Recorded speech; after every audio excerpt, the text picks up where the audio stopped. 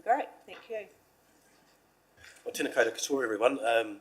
James Thompson, Group Controller, Group Manager. I suppose I'm just going to just do a wee bit of history of the Alpine Fault or AF8 project, and then hand over to Tom to talk about the science, which is the exciting bit. But this really kicked off for Canterbury back in about 2012, 2013, when I actually contracted Tom when he was a student to create a realistic scenario for us to exercise an Alpine Fault earthquake. And we conducted that exercise, I think it was 2013. And about 2 years after that, the 6 South Island Civil Defence Emergency Management Group managers decided that the South Island should be better prepared for Alpine Fault. And at that point in time, they kicked off the AF8 project. So the AF8 project, once again, delved into the science to establish what it would look like across the South Island should it occur, including not just the hazard itself, the earthquake, but what are all the consequences of it. And so that piece of work was done, and then we used that to drive what we call the Safer South Island Alpine Fault Earthquake Response Plan. And that sort of details the initial actions that we would take over the first 7 days at a very strategic level for the South Island.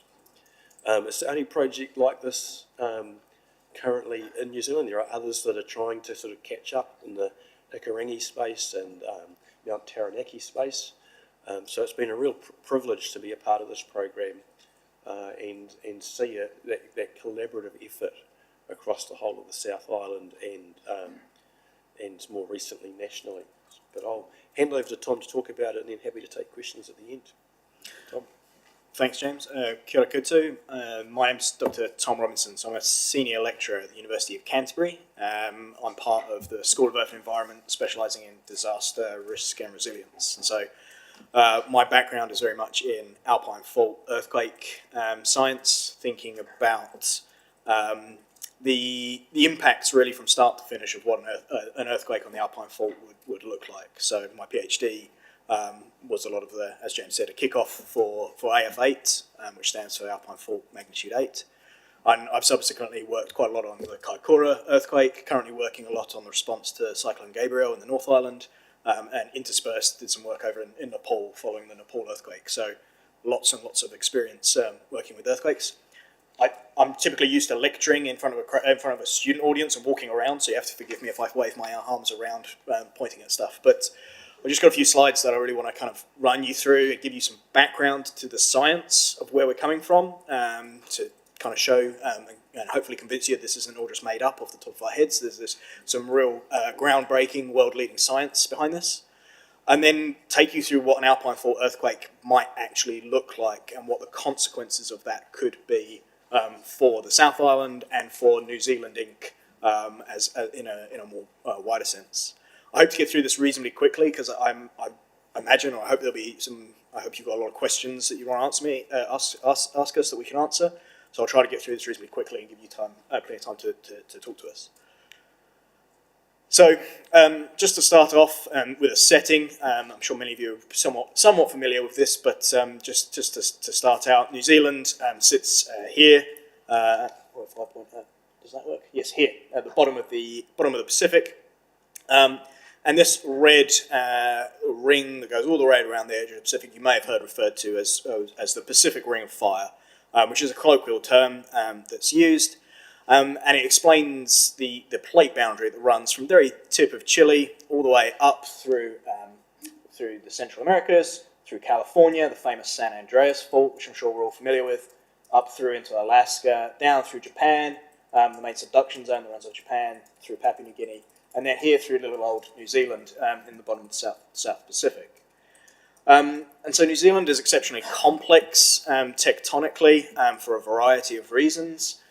Main reason being is that plate boundary, or that Pacific Ring of Fire, is offshore of New Zealand in the North Island. It then comes onshore into the South Island as the Alpine Fault, and then disappears offshore as the Pusiga Trench that heads off down to Antarctica. So we're lucky in some respects in that geologically we are one of only 2 places in the world where you can go and see the Pacific plate boundary on land, the other place being the San Andreas Fault. And here in New Zealand, it comes ashore as the Alpine Fault, which you can see here, running from Marlborough down through to about Milford Sound. And this is really important because when we look at the distribution of earthquakes across New Zealand, so this is all earthquakes, it's quite an old plot now, but hasn't changed much. This shows you the location of all earthquakes, shallow earthquakes, less than 40 kilometres below the surface, over a 10-year period between 1919 and 1999. It would be the same if we took 2010 to 2020, for instance. And you can see that distribution of earthquakes follows the plate boundary very nicely. So we have lots of deep offshore earthquakes, and then transitions on land, and you can see, define the Alpine Fault pretty well, and then we have the Pusiga Trench there. And so this is important in a New Zealand context because this means we're talking about a large plate boundary fault. And plate boundary faults are the biggest, the most active faults in the world. So they can sustain the largest earthquakes, and they can sustain those earthquakes relatively frequently on a geologic time frame, so several hundred years, as we'll see. And again, to put this in perspective, something like 60 to 70% of the world's major earthquakes occur in that red zone, and something like 80% of the world's most dangerous volcanoes occur in that red zone. And again, as you can see, that's where we end up existing. So let's just dive straight into the Alpine Fault and what that is and why we care so much about the Alpine Fault. So the Alpine Fault's regularly referred to as the world's straightest line. If you ever look at a satellite image or Google Earth image and you look at the west coast, you'll see a nice clear straight line running from Milford Sound all the way up to the Lewis Pass. And that is the Alpine Fault that you can see defined here as this red line. And one of the things we're very, very keen to understand about the Alpine Fault is when has it suffered earthquakes in the past so that we can understand when it might suffer earthquakes in the future. And so until about 2015, 2016, we didn't know an awful lot about Alpine Fault earthquakes. We knew maybe 3 or 4 of the most recent events. But in the mid-2010s, we found a site that looks something like this. You don't necessarily need to know the details of the geology of this, but this is a really important site globally for understanding earthquakes. And the reason for that is it actually records previous earthquakes on the Alpine Fault. We very rarely actually see earthquakes recorded in rock. And so what you can see here is you can see these recurring patterns. So we have a grey rock overlain by a brown rock, and then another grey rock, and then a brown rock, and a grey rock, etc. So we get these zebra stripes.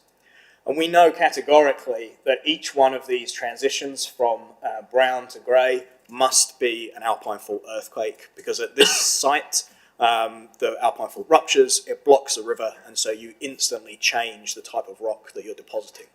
And so by looking at the boundary between those two and finding leaves or anything that we can really carbon date, we can get very, very accurate dates of when that fault ruptured.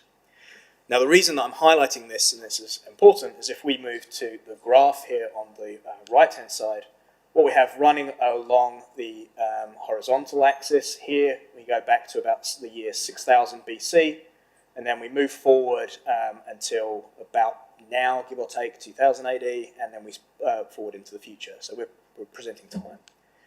Each one of these little squiggly graphs on here is showing you a dated Alpine Fault earthquake. And so the size of that little squiggle is telling you how confident we are in when it occurred. So basically the width. So for instance, if you see this one here that I'm pointing at, that's a reasonably wide squiggle, so we know it happened around about 2000 BC, give or take. Some of these, particularly more recent ones, you can see we're very, very confident on exactly when they happened. So the key thing to take away from this is the number of squiggles that we've got on this graph. So we've got 28 earthquakes in total, going back about 8,000 years. That's the best earthquake record in the world. We know more about when the Alpine Fault has ruptured in the last 8,000 years than we do places like the San Andreas or even parts of Japan. And so we know that for the last 8,000 years, the Alpine Fault has had 28 earthquakes. Going back beyond that, it's almost certainly had many more earthquakes. And there is no reason to suspect that it's going to suddenly stop just because we're here and studying it. That's the key takeaway from this. The other key takeaway is arguably more scary, and why we're here today, is if you look at the pattern, you can draw an almost perfectly straight line through all of those earthquakes. And if you could keep projecting that up to where the next earthquake would be, it's around about there, around about the year 2000-ish AD. And so what we really want to know is, what's the time between these events? Over the last 8,000 years, how long has it been between each Alpine Fault earthquake? And if you take the average number of years between each of those, it works out to be about 298, let's say 300 to round it up with some error of around about 60 years, give or take, so human lifespan. So we think this Alpine Fault suffers a major earthquake every 300 years. And importantly, it's exceptionally consistent, almost metronomic in how often it sustains big earthquakes. The shortest period between Alpine Fault earthquakes is 140 years, and the longest is about 500 years. But the average is 300. We know very accurately that the last earthquake was in 1717 AD. So some quick maths takes us to 2017, which was 5 years ago, or 6 years ago coming up for. So that's where we find ourselves. We are right at the time when we would expect an Alpine Fault earthquake to occur based on the average going back the last 8,000 years. That leads us to believe, using some fairly complicated statistics, that there is a 75% chance the Alpine Fault will rupture in the next 50 years. So to put that in perspective for you, there's a very good chance that this earthquake will happen in either our lifetimes and almost certainly in our children's lifetimes. So I have a 3-year-old daughter. I fully expect her to be alive for an Alpine Fault earthquake over her lifetime. That's where we're at with that. So, again, I'll just go back through those key messages there, that we have evidence of 27, 28 earthquakes over the last 8,000 years. It has a long history of rupturing. That is not going to stop just because we're here. The next earthquake is inevitable, and the average time between earthquakes is about 300 years, with the last one occurring slightly more than 300 years ago. So that puts us right at the precipice of when we would expect an Alpine Fault to occur. So let's look at what an Alpine Fault earthquake might actually be and what it might look like, because now we know that one is inevitable and is likely to happen within many of our lifetimes. We kind of want to know how big and how bad that's going to be. So again, looking back at those 27, 28 earthquakes over the past, we can tell that the vast majority of them were in the region of about magnitude 8. Now, that probably doesn't mean a lot to anybody outside of my small office in the university. So let me put that in perspective, what we mean by magnitude 8. Magnitude 8 would be vertical displacements, so the ground instantaneously moving something like 2 to 3 meters. So for instance, if the fault were to run through the middle of this room and we were the side being lifted up, we would go through the ceiling. And a displacement of 8 to 10 meters horizontally. So James and I would probably disappear out that window somewhere in several seconds. And to continue putting that perspective, we can think about this in terms of the amount of energy that this would release compared to previous earthquakes in New Zealand, of which we've got several to choose from. So this little green dot here represents the energy or the power that was released in the magnitude 6.2 earthquake on February 22nd, 2011, that did all the damage in Christchurch. This would represent the September 4th magnitude 7.1 earthquake that occurred in Darfield. This is the 2016 November earthquake, and 7.8 in Kaikoura. And this is the a magnitude 8 earthquake on the Alpine Fault. So you can see while it's only 1.8 magnitude steps bigger than what happened in Christchurch in 2011, this is a logarithmic scale. The energy goes up very quickly. We're talking about an earthquake that could be 1,000 times stronger than what happened in Christchurch in 2011. That's the magnitude of this event. The other way we can think about this is in something called intensity, so how powerful the shaking would be. And I'm going to show you some maps of the intensity of shaking that we would expect across the South Island. Where we start to get concerned is when we start to get into what's called intensities of 7 and above. That's where we start to see damage. So in the next few maps you'll see that'll be the orange hot colours. We would expect the entire South Island would feel sort of 5 and above levels of shaking. To put this into perspective for you, every single New Zealander will feel the Alpine Fault rupture. All 5 million of us will feel it when it ruptures, even those in Auckland. If you happen to be on holiday in Sydney and you're in a high-storey building, you will probably notice the building swaying from the shaking. People will report feeling this in the east coast of Australia. That's how large it will be. This will be certainly the second largest, if not the largest, earthquake New Zealand has experienced in recorded history. It will have major cascading consequences that I'll come on to in a minute, and it will have significant human, environmental infrastructure and economic impacts for not just the West Coast and the South Island, but for New Zealand Inc. as a country. So let's look at the shaking intensity. You're going to see a lot of maps now, so let me briefly explain them. This was the original map that we put together way back in 2013. So it's outdated, it's quite old, it's quite basic science, but it's very useful because it allows us to compare to the shaking from the Christchurch and the Darfield earthquakes. So what you're seeing here is magnitude 8, the black line is showing the fault rupture, the whole length of the Alpine Fault from Milford Sound to somewhere around Lewis Pass. Hot colours are powerful shaking, the sort of that shaking that will cause extreme damage in unreinforced masonry building. Even well-built structures would suffer damage in these orange and yellow zones. And then as you move out into these cooler blue colours, you're getting powerful shaking, sort of certainly scary shaking, but not necessarily damaging. I'll come on and show you the updated models in a minute, but what I want to do is give you a sense of this. As you can see, this is the entirety of the South Island getting very strong shaking. To put this in perspective, that is the same colour scheme and the same scale of map, the extent of shaking from the Darfield earthquake in 2010, and that is the same scale and colours again for the 22nd of February magnitude earthquake.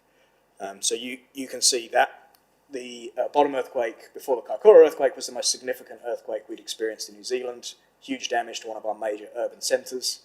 And you've got that tiny, tiny little dot there of sort of orange and yellow colours. Whereas for an Alpine Fault, this is the entirety of the coast and most of the Alpine region as well. As I say, that's slightly out of date. And one of the reasons that's out of date is we've subsequently realised that the direction that the earthquake ruptures in is very important. And that's because, in this instance, we assume that the epicentre, which is often what we think about earthquakes, would be somewhere around Mount Cook. So energy goes both south and north. However, if this earthquake were actually to occur somewhere near Milford Sound, the epicentre would be quite rural, quite far away from many of our population centres. So you might think that that would be a good scenario. That would actually be our worst case scenario for very good reason, because while the epicentre would be here a long way from major population centres, all of the energy is going to rupture north for about 400 kilometres. And so all of the energy is going to keep on travelling. So Nelson, Christchurch, places like that would experience very strong shaking. I haven't included the North Island in this map, but obviously the shaking doesn't stop just because it reaches the coast. It doesn't need to get on the Inter-Islander. It carries on going. Wellington will get a very, very strong shake from this as well. So one of the things we're very keen to explore is how does where this epicentre occurs affect the shaking? Versus how does shaking look if we have an epicentre near Milford Sound versus an epicentre in Mount Cook versus an epicentre up here near Moana, Lake Brunner. So that's what I'm going to show you now is the most up-to-date modelling using some of those colours. So this is the extent of shaking that we think is our best available model if the earthquake were to initiate somewhere near Hokitika and Greymouth. That's the yellow, the white dot there. This is where our epicenter is. The red box here is my very, very crude estimation of the extent of Timaru district, so you can see the sort of shaking you're getting there. And again, I've shown you the shaking, the strength's not there. We're very concerned about anything that is sort of a yellowy orange up to a deep red.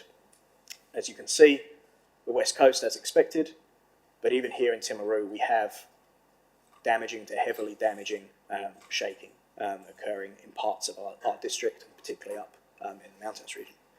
And then if I flick forward and we change the epicenter to the center, if I just flick backwards and forwards there quickly, you can see how the shaking changes.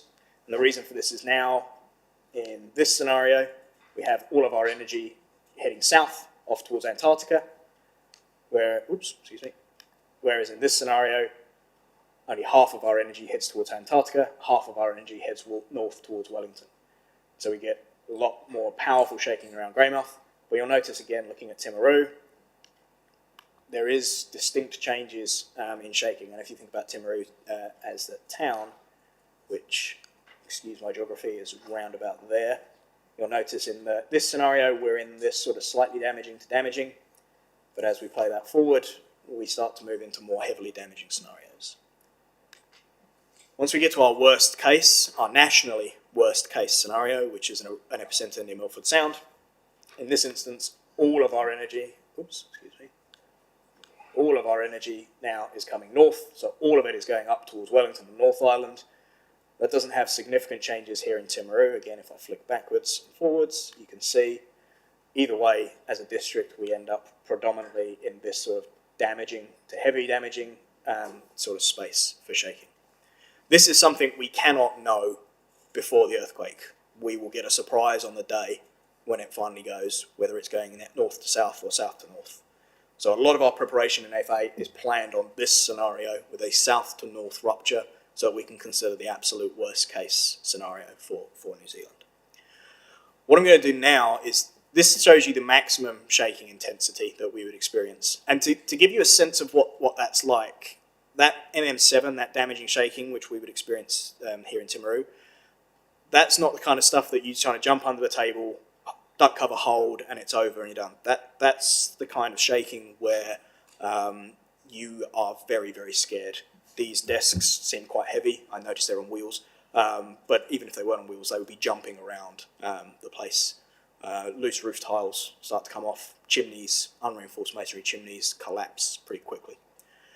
What I'm going to show you now is an animation which shows you how this earthquake would propagate up the coast, and it's going to show you how long shaking lasts at particular areas, and it's going to show you the relative intensity at different times. So it's played at 4 times speed. So what that means is 1 minute is 25 seconds in the animation. And you're going to see the topography jumping up and down. And the amount it jumps up by is the intensity of the shaking. It's exaggerated for effect. But you'll see the waves pass out through New Zealand. And you'll also see how long these areas are shaking for as we go forward. It's a video. I saw them testing it earlier and it did work, so fingers crossed. Yep. So the earthquake started here, just around Milford Sound, and you can see the waves of shaking starting to propagate out. And you can see the intensity going. Timaru is nicely mentioned here. So we are now 55 seconds, a minute after the earthquake started. Here in Timaru, we're none the wiser. Waves haven't reached us yet. Queenstown's just been hit by the shaking, and now it's moving up through the Waitaki Lakes. At about this point, minute 30, minute 40 after the earthquake ruptured, the waves reached Timaru. And now the key thing for you guys is to watch how long Timaru shakes for.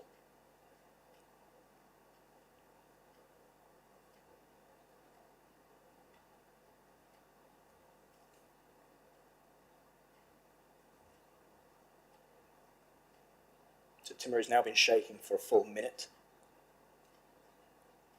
Christchurch has now been shaking for a full minute. Those waves continue to propagate up to the north. Shaking's just about stopped now here in Timaru. That's nearly 2 minutes after that shaking began. Christchurch, 2.5 minutes, still shaking as those waves make their way now up to the top of North Island and continue across the Cook Strait to Wellington. So there are two things we really worry about with shaking. One is the intensity, which I've just talked to you about and showed you. The other is duration. The length of shaking is really critically important. I normally ask my students this, but I'll give you the answer rather than ask you questions on the spot because you're not being assessed. Actually, no, I will ask you. Does anyone have any sense of how long the really fat, strong shaking from the Christchurch earthquake was in 2011?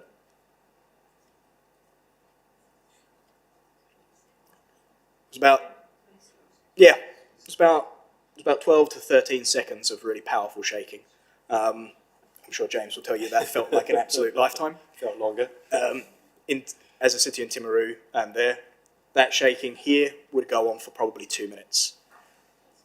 2 minutes is a long time, especially if you're listening to me rabbit on about this sort of stuff. It's a particularly long time, but it is a very, very long time.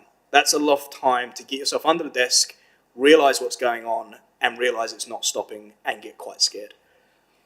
The difference we would experience here is because that shaking is going to go on for so long, it's not going to be as sharp and as violent as you might expect over on the west coast. It will feel quite long wavelength, be like being out on very rough seas, like you're in a boat. So the whole thing will be shifting around, up and down, side to side, for a long period of time. There will be a lot of people very scared by that shaking.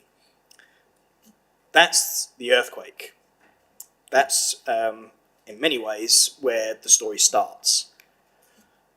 The problem with big earthquakes like this, in mountainous, complex terrain like New Zealand, is that they trigger secondary hazards, very complex secondary hazards. So, for instance, if you shake a building, that building can often fall down. But if you shake a mountain, the mountain can also fall down. It performs the same way. So if we have a big earthquake like an alpine fault event, that earthquake could trigger landslides up in our mountains.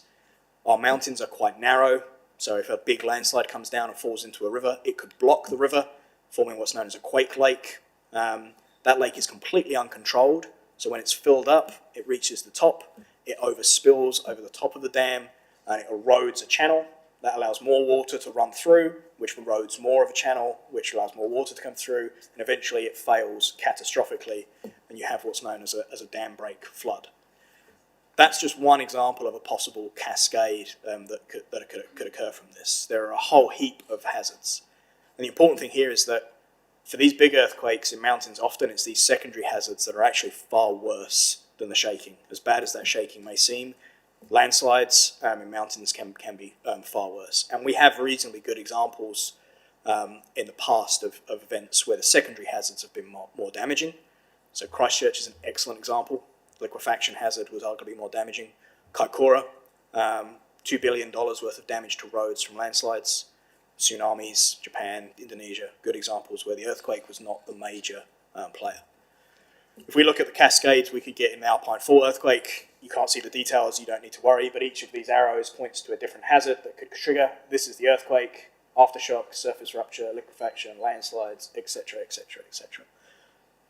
This could happen over a period of seconds during the shaking, but it could also extend out to be months to years to potentially decades worth of hazards. And I'll take you through some of those now. Of course, we've also got to think about aftershocks. It's New Zealand, we're in the bottom of the Pacific, we have weather events. They won't stop just because we've had an earthquake, and fire is a big issue that we will need to consider as well. So as I said, I'll quickly run through those. Those are just four recent examples where we can think about where the secondary hazards were much more devastating than the initial shaking. Christchurch is our example here, and this is Oha Point up on State Highway 1 in Kaikoura. So let's look at what we think the secondary hazards from an Alpine Fault event might be. This map is not showing you intensity of shaking. it's showing you probability of landslides occurring, where hot colours is very high probability and cool colours is very low probability. So as you'd expect, we don't really have much threat from landslides in the Canterbury Plains. But if we look across our entire alpine region, it's extraordinarily hot. Very, very high likelihood of landslides throughout that region. To give you a sort of sense of numbers of what that might mean, currently Cyclone Gabriel, I'm actually doing a lot of mapping for that. We've mapped 10% of the area affected by Cyclone Gabriel. We've mapped 50,000 landslides. The Wenchuan earthquake in China in 2008 was a similar size to this in similar terrain, caused anywhere between 60,000 and 100,000 landslides.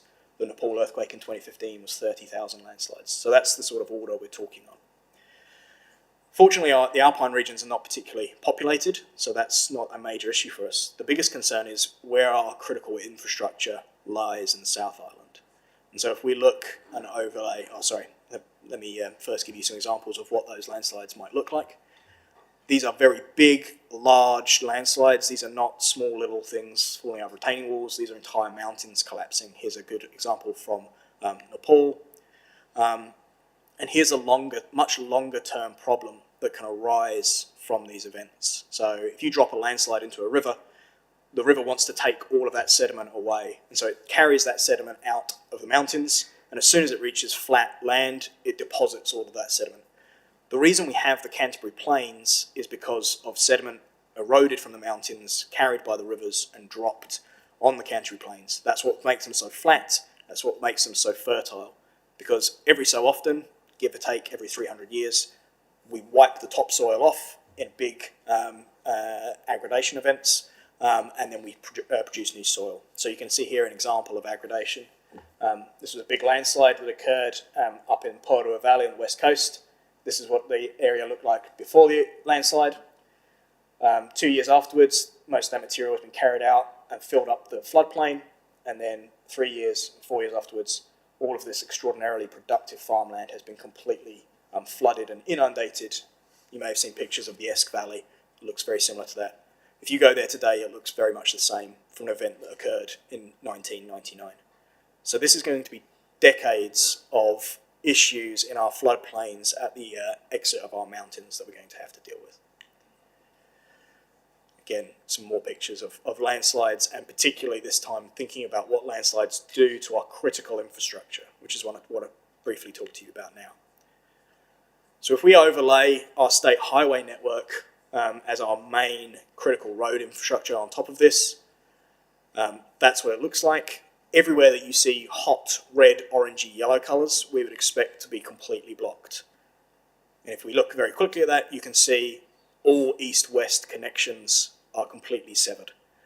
Entry into and out of the west coast, and even along the west coast, is going to be gone. Initial estimates are for a period of about 6 months. Since Kaikoura, I think we have to take a realistic option that that's going to be significantly longer. Some of these passes may not reopen. We can also think about our electricity network and where electricity lies. So if we overlay that, fortunately most of that exists east of the Alps. We do have this particularly hot spot through Arthur's Pass, which provides power into the west coast. This is the Waitaki region here. And the key one is the line that snakes its way all the way up to the top of the South Island and connects us to the North Island. So we would expect instantaneous loss of electricity, certainly to the South Island, possibly nationally. But key thing for us here on the east coast is our network is reasonably robust. We don't have mountains to get over. Our power system should be able to function and provide us. West coast, it's a very different situation. And then finally, telecoms. What's the first thing everyone does when there's a very big earthquake? Tweet, Instagram, TikTok. I don't know what the current gist of it is, but that overloads our network. If all 5 million of us start texting at once, the network gets overloaded, it crashes. We're going to lose telecoms probably for a few hours before they gradually come back on board. They will be intermittent as we have power issues, and then we will also have to deal with trapped people, particularly people trapped on the west coast, both locals and tourists. If this happens in the height of the summer season, we can have 4,000 people in Franz Josef alone. 2,000 people at Norfolk Sound, however many people in Queenstown, they're all going to need to be evacuated out of those regions elsewhere. So I'm sure I don't want to, well, that's where I'll leave you, a very cheery note for a Tuesday morning. I realise it's a very whistle-stop tour of where we're at. This is years and years of science, but I want to give you guys the opportunity to ask us some questions, if that's okay. Oh, sorry. I was going to ask, do you have any good news? Do I have any good news? I think the good news is we've already started thinking about this. We've already started planning for this. So this is not going to catch us by surprise. There will be surprises on the day, but the more we prepare for it, the more we talk about this. I appreciate this is scary, but the more we talk about this, the less of a surprise it is, and the more able we're going to be to deal with it when it happens. That's the good news. The good news is also we're a long way from the Alpine Fault. The shaking here will be strong, and it will be long, and it'll be very scary. But we're not going to anticipate widespread devastation in Timaru. Things like unreinforced masonry buildings, brick chimneys will collapse. We probably will see liquefaction in some of our, particularly around Washdyke and some of our reclaimed areas or drained areas. And we will see damage. But we're not going to see the levels of damage that we would expect on the West Coast, say, for instance. We'll have our own issues to deal with, but we're not going to be, Timaru, is not going to be necessarily the focus of an Alpine Fault event in that sense. I know that's limited good news, but it's good news nonetheless. Do we have any questions from the floor? Councillor Piddington. Tom, would you be able to go back to the maps? Shaking maps? Yeah, the shaking maps, wherever they were. Too many animations. So, see where it's orange there, which is heavily damaged. Is that topography? Why is that come down that way? Yeah, so that will be river channels and basin, what we call basin effects. So the Canterbury Plains are this weird little basin of sediment that's been deposited out of the mountains. So what happens is the reason that when the waves from that video, when they enter the basin, you see that they aren't as high as everywhere else, but they stay for a long time. And that's because the soil is able to move around a lot. So the shaking isn't able to as efficiently pass through. So that's why it takes a lot of time of shaking. It also means that it sort of, so shaking in this case would move north, it would actually hit the Port Hills and then bounce back. So you'd actually get the effect of the waves coming back. So you get constructive interference where they build up on top of each other. You've then also got some of the rivers in there that change the shaking profile. So it's a complex interplay of what's going on at the surface and what's going on underground that explains that shaking there. Second and last question, you talked about movement up and down and across. Would that obviously affect the West Coast much worse than it would out this way? Yeah, so the fault displacements I was talking about would be right on the fault. So in somewhere like Franz Josef, that's what you'd see. Out here, we wouldn't see anything like that at all because we are 80 plus kilometres away from the fault. Most of that motion would be in the shaking. You would probably, it's hard to know exactly how much you would move, but you'd probably see no major permanent displacement of the ground in Timaru other than through things like liquefaction. You've cheered me up a wee bit. Thanks. I'll go Councillor Parker and then me Nigel. One's more for interest. When you showed the slide when it hit Hokitika, it went south, not north. Why? My question is why? Why would it not travel north?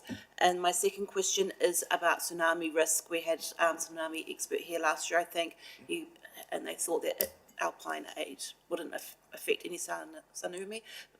What are your thoughts on that? Yeah, great questions. So the reason that we don't think it would rupture too far to the north from Hokitika is because that's where the Alpine Fault blends into what's known as the Marlborough Fault system. So at that point, you have the Hope Fault, which travels up the Taramakawa River and reaches Kaikoura, and then becomes the subduction zone. And then you have a series of other faults that progress north. It's a very, very complex tectonic region. So the fault is hindered. It basically can't rupture further north without moving on to a different fault. That's possible, and we've seen that in other earthquakes. The recent earthquake in Turkey affected 4 or 5 different faults. So that's possible. Kaikoura affected 20 different faults, so we can't rule out that if it ruptured there, it would move on to the Hope Fault and spread. But that's very complex to model and understand. So if it started there and stayed on the Alpine Fault, the only way it has to go is south. That's the only. So that's the reason we've done that. We can't rule that out. In terms of tsunami, normally what you're looking for when you think about big tsunamis is well, you're looking for two things. You're looking for a very large earthquake offshore, and you're looking for lots of vertical displacement. And by lots, I mean tens of meters, not a couple of meters. So that plays very well for us. The Alpine Fault is almost entirely onshore, so we're not going to displace the seabed very much. And the vertical motion is, whilst I appreciate 1 to 2 meters is a lot, in terms of tsunami generation, is not a massive amount. So we are not particularly expecting, certainly not large tsunamis, and certainly not around here on the east coast. Where that gets trickier to answer is in our lakes, because if you drop a landslide into a lake, it's like jumping in your bath. If you jump in your bath, all the water jumps out. And lakes behave the same. So if you drop a very large landslide into one of our lakes, say in Waitaki or Wanaka or Queenstown, then you can get lake-based tsunamis. Obviously, that's not going to be a major hazard here in Timaru. So we can be reasonably confident that tsunami is not one of the things we want to stress about. Thank you. I think it's probably just worth mentioning that it will still have that sort of long, strong feeling. So a lot of our community members will think that there's a potential for tsunami, and they'll probably do the long, strong, get gone. So we need to get, from an emergency management point of view, get messaging out quite quickly afterwards to say there isn't a tsunami threat. So certainly our thinking that we will need to get that messaging for our community.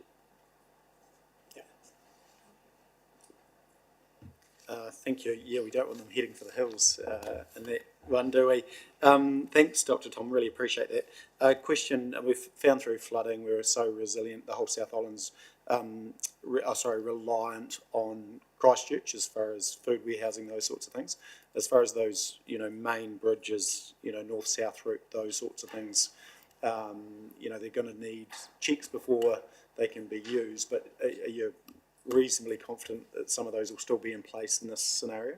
The bridges, you mean? Yeah. Yeah, so bridges are quite remarkable things, actually. Most of the time, your what we call the bridge deck, so the actual bit that you drive on, performs very well under shaking. They're designed to, even very long bridges like the Rakaia or over the Rangitata. What we more worry about is the abutments, basically, where you drive up onto the bridges. They become particular failure points. They need two things really to fail. They need either exceptionally strong shaking, or they need to be able to liquefy. Fortunately, over on this side of the Alps, the shaking's going to be strong, but probably not strong enough to do significant damage. And most of our rivers are gravel-based, so they're not particularly susceptible to liquefaction. So we would expect that those bridges would remain intact, by and large. They will need inspections, of course. The more worrying thing is if you get, particularly for our really long bridges, say Rakaia Bridge, it's the longest one, if one end is shaking at a different rate to the other, you can get tension in the middle, so that will need quite a lot of engineering checks.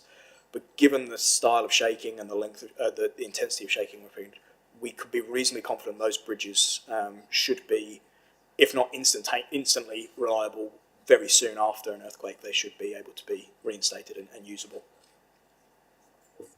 Thank you. And then second question, maybe more for James and Phil, what's the message about, households being prepared in regard to AF8? Because, there again, we know with other emergencies, people are good for about 3 days.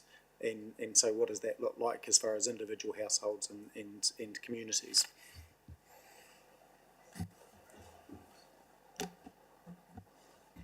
$1 million question. How do we get them prepared? I think if we can get them for 3 days, it's a good start. But I think these conversations we're having with our communities is that this is going to be a significant event and long duration. So the more planning, thinking, talking we can do now, especially family dynamics, when people are scattered across the South Island, that's another dilemma. But yeah, no, there is no silver bullet in my eyes. It's just the more if someone spends 10 minutes to think about it, that's 10 minutes more prepared they'll be. We can't expect people to hoard. We can't expect people, there's a cost of living crisis.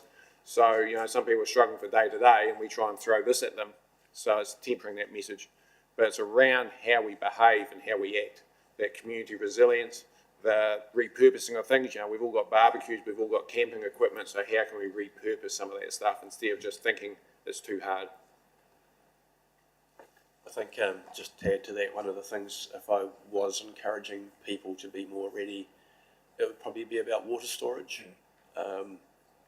Most of the other things, you know, we'll be able to get our way through, but if we end up with damage to our water systems, that would be quite a critical thing. So, you know, it doesn't take much to get a few bottles and have them filled up and change them every couple of years.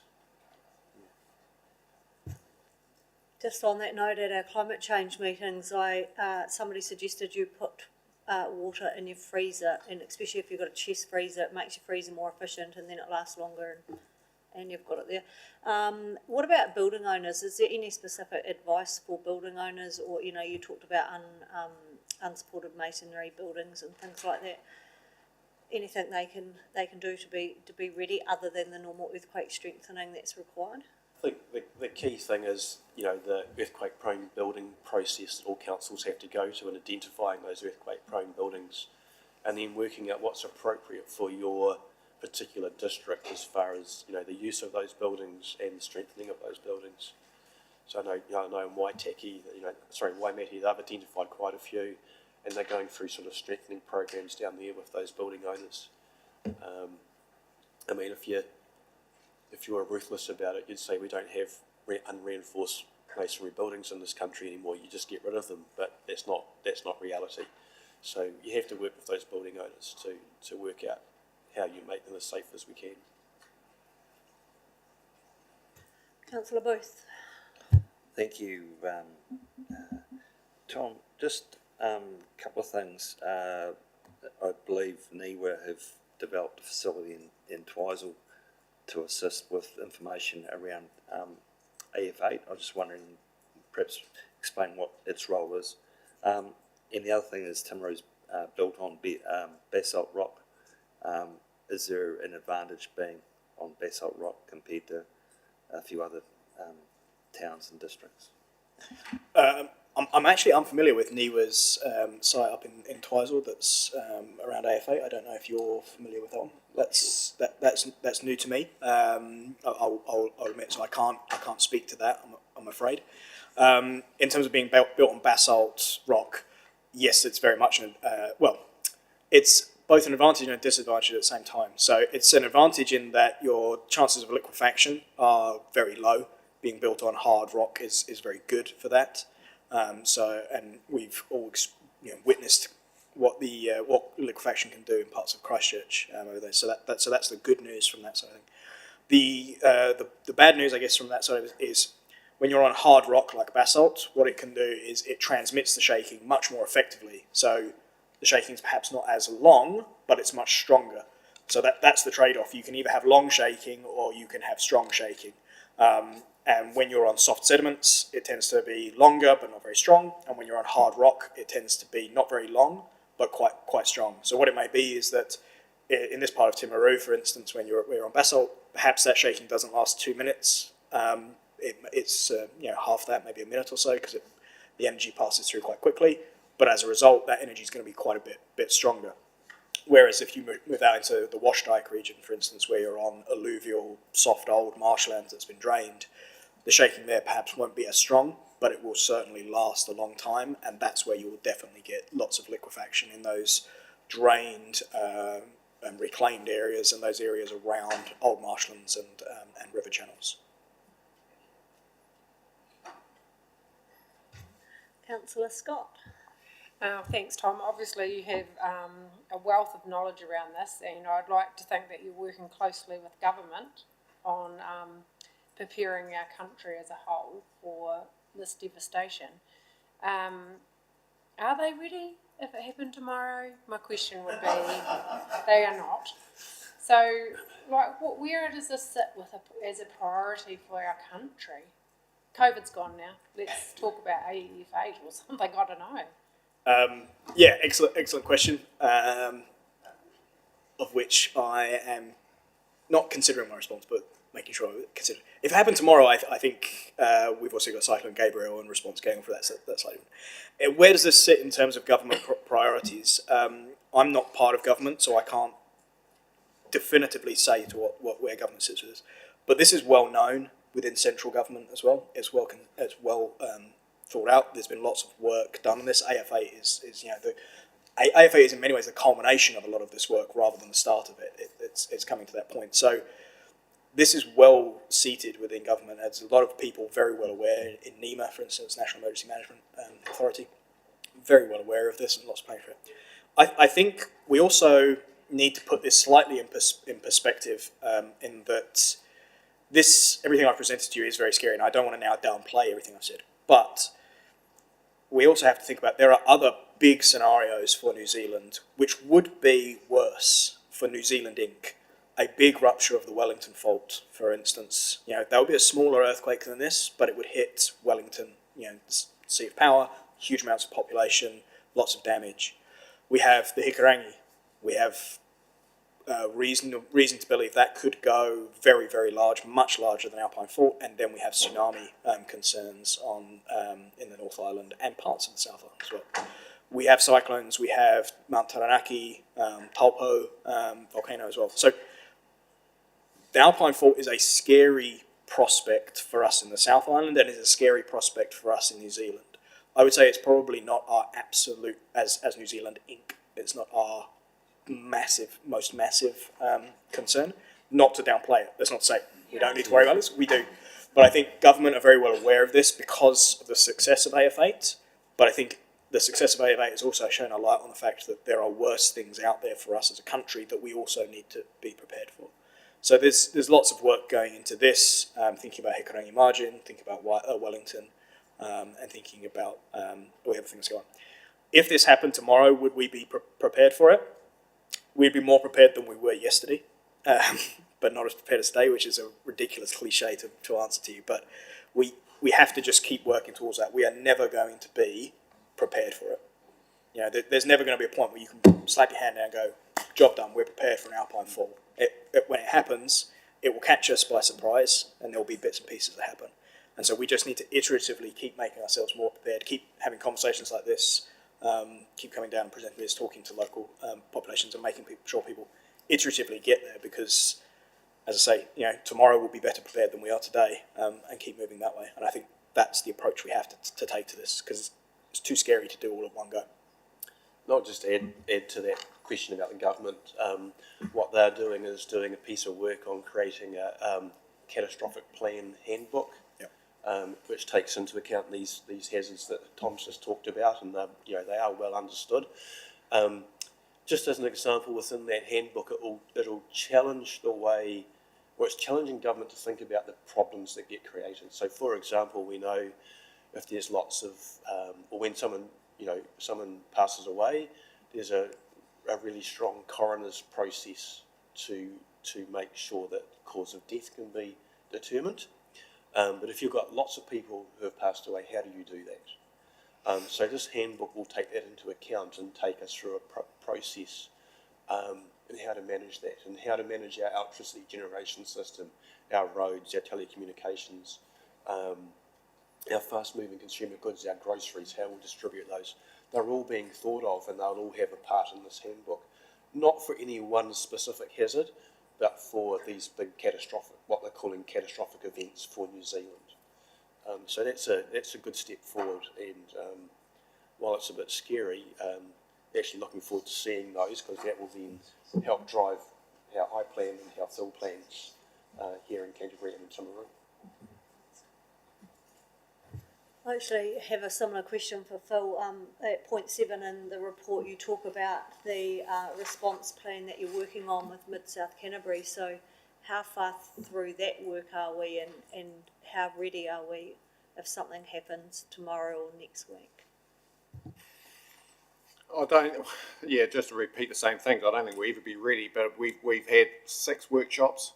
The attendees have all taken something away to work on within their own agency, and we've got a better understanding of how we would all help each other and work together. So, yes, without, we've got not a lot on paper, but we've got a lot of assumptions tested and disproven, a lot of urban myths, one's going proven, disproven. Next week we're meeting with aviation providers and airfield operators to once again understand the role they will be able to play, but we need to understand what they need from us to enable them to operate. So yeah, I'm maybe by the end of this year, I'm hopeful that we'll have a pretty good framework of how we would react. Because I think the key thing is we've identified is the communications and access. So if we can't all meet in a room, how are we going to know who's doing what where? So we're not doubling up, but we're not also leaving communities isolated. So if we know a particular agency is in that community and they're going to do that, we may go look elsewhere because we know that they've given us that undertaking that they'll do that task. And while you're developing that plan, I take it you're looking to the Hawke's Bay and Gisborne and what was learnt from those disasters and adjusting and adapting as you go along. Yeah, definitely, and I think that's one of the first things we identified when we started talking about the AF8 plan, response plan for Mid-South Canterbury, was that a prescriptive plan that goes from A to Z will not work. It's a very much a concept of operations, very loose framework at the very start of what each agency is responsible for and mandated to deliver, and then a whole series of sub-plans that will deal into a particular issue, so fuel, electricity, aviation assets. So the theory is if it's not the AF8, it's Hikurangi, a tsunami, or if it's a significant cyclone, we have got these plans up our sleeve. And the reason why we did the Mid-South Canterbury concept is because we're all so interdependent on each other. Response agencies are responsible for that area, so we couldn't plan in isolation. That's great. Any other questions? No?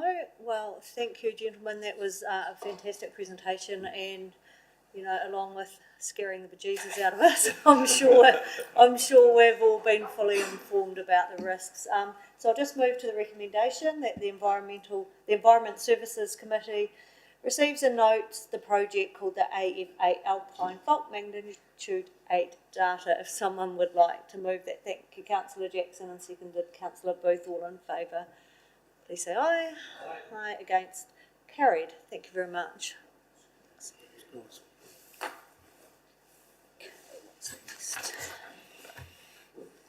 So I think the last item on the agenda is just going back to the matter of minor nature that was raised by Councillor Booth. So I'm just going to ask Mr. Cooper, and apologies for putting you on the spot before the meeting, but if you could just outline for us the district plan process versus the process for a private plan change, and then what are the barriers and what levers, if any, that council have to speed that process up to ensure that we're enabling.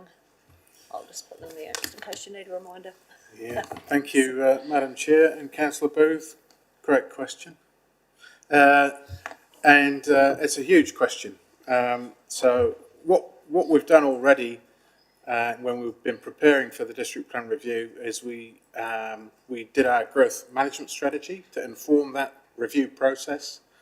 We did that in 2018 and that was signed off, and then we went and re-looked at that in about 18 months ago. We started that process and we re-looked at the growth management strategy post-COVID to make sure it was still fit for purpose to inform the district plan review process. What we allowed for in that was, based on feedback from council, we wanted to take instead of taking a conservative approach and planning either on the median or low projections for growth, we took the high, and then we went to, for example, our zoning for industrial growth and for housing development. What would that look like on the high, based on the high population growth predictions and predictions for economic growth for the next 25 years or so. So we were looking through a 25-year lens through that process for the district plan, which covers, technically, I suppose it's around for 10 years at a time. But so how we did that was we developed those future development areas to signal to the market and to Timaru District that we intend to grow into these areas and zone these areas at particular trigger points. Some of the FDAs, as we call them, had a 5-year horizon. Some were sooner than that, and some were beyond 10 years. So, to answer your question, that's how we started the process, to try and provide a foundation of evidence for the district plan review process, but also a future-proof growth in terms of what might be needed if we were able to accelerate growth in the Timaru district. What would that look like? So that work was done through that refresh process. Now that the district plan, the proposed district plan, has been notified, that is following its statutory process where we've been out for submissions. For the first round of consultation, we've had 300 submissions come back in. We're very short. We've been entering those into the system, which is turned out to be quite a complicated business, but we're almost finished. And then shortly we'll be providing a summary document on all those 300 submissions before we then go back and ask for submissions on submissions, which is in Schedule 1 of the RMA. That's the prescriptive process that we go through for a district plan review process. Once we've gone through that, we get into the hearing stage. We've identified 25 topics to be heard by a lead commissioner, supported by other commissioners and elected members on a panel. And those panels will hear evidence for and against the proposed plan changes, or the changes that we've got in the plan that will enable for that future growth. The spanner in the mix has been the National Policy Statement around for highly productive land, which is a reasonably blunt instrument, and if it's applied as it's written currently, quite restrictive for our future plans beyond 10 years, because we're surrounded by highly productive land, either class 1, 2 or 3, which means that's expanding our urban footprint either for industrial and economic growth or for residential growth is going to be problematic under that NPS. So we've started talking to the Ministry about how we might work with that, and the feedback from the Ministry so far has been that we're in a unique position of just notifying, being at this point in the process, having our particular geographic and topography challenges that we have in terms of where we can expand our urban footprint, and they're very interested in our case. So hopefully that translates to some help in navigating the NPS. So that's the context where we arrive to the point where we are now. In terms of how can council encourage growth beyond that. So we've done that part of the district plan process, and we've fed into that, and we've done as much as we can go there.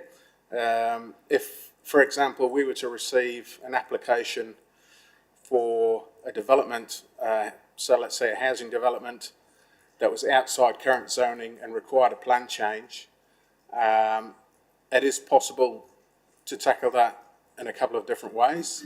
If it was to be tackled by way of a plan change to the current operative plan, that process is pretty similar to the district plan review process itself. It's the same process. It's a statutory process where you have the submissions, you have hearings, you work your way through your process, and then sort of 2 to 5 years, depending on how much opposition there is to the change, you'll find yourself at the other end of that, and you might have the plan change in effect.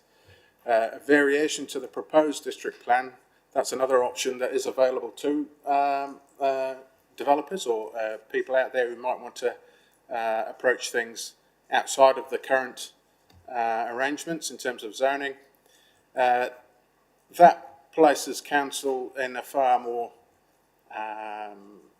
influential point in that process, I suppose, because it would be to give effect to that variation, it would have to come to council, to be a proposal that would come to council, and you'd all sit around, discuss and debate the merits or otherwise of the particular proposal, and if you recommended the variation, then that would follow that variation process to the proposed district plan and go through the and sort of run alongside and then eventually join in with the district plan review process.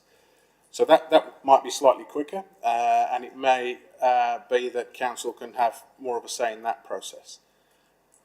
At the other end of both processes, ultimately there'll be a commissioner that will sit down with his panel or her panel and make that decision. It'll be objective, based on evidence against the criteria in the RMA and the district plan review process, whether that be the proposed district plan that you're trying to change. If it meets favour with that panel, it can go through. If it doesn't, it may require some modification or it may be rejected. That influence on that panel is not something that can happen. There's a separation between council officers, elected members and that decision-making body. So that process remains sacred, if you like. So there are, broadly speaking, the two options that would be available for a development that would be proposed to be on land that currently is zoned rural, for example, or has some other zoning to it at the moment. And then of course we have the we'd have to prove that it wasn't highly productive land somehow, or offset that the value of that highly productive land by some other means through that process. So it's not an easy answer. And if you were to ask me what levers council might be able to have within that process, I would say the best influence that you could have would be through a variation to the proposed district plan. Of which we would be able to have a paper presented to us and we could have a vote in saying this is what we want to do? Yes. Okay. Now, if I may just go back and give a little bit of background, as in why I've raised this. Obviously, I'm on the bench at Timaru. I've been on the board for something like 5 years now, 6 years. No, anyway, and it's always been our biggest identifiable problem to the growth of our town, of the lack of suitable land for housing in our district. And unfortunately, while the people are using the growth numbers as the reason why not, that's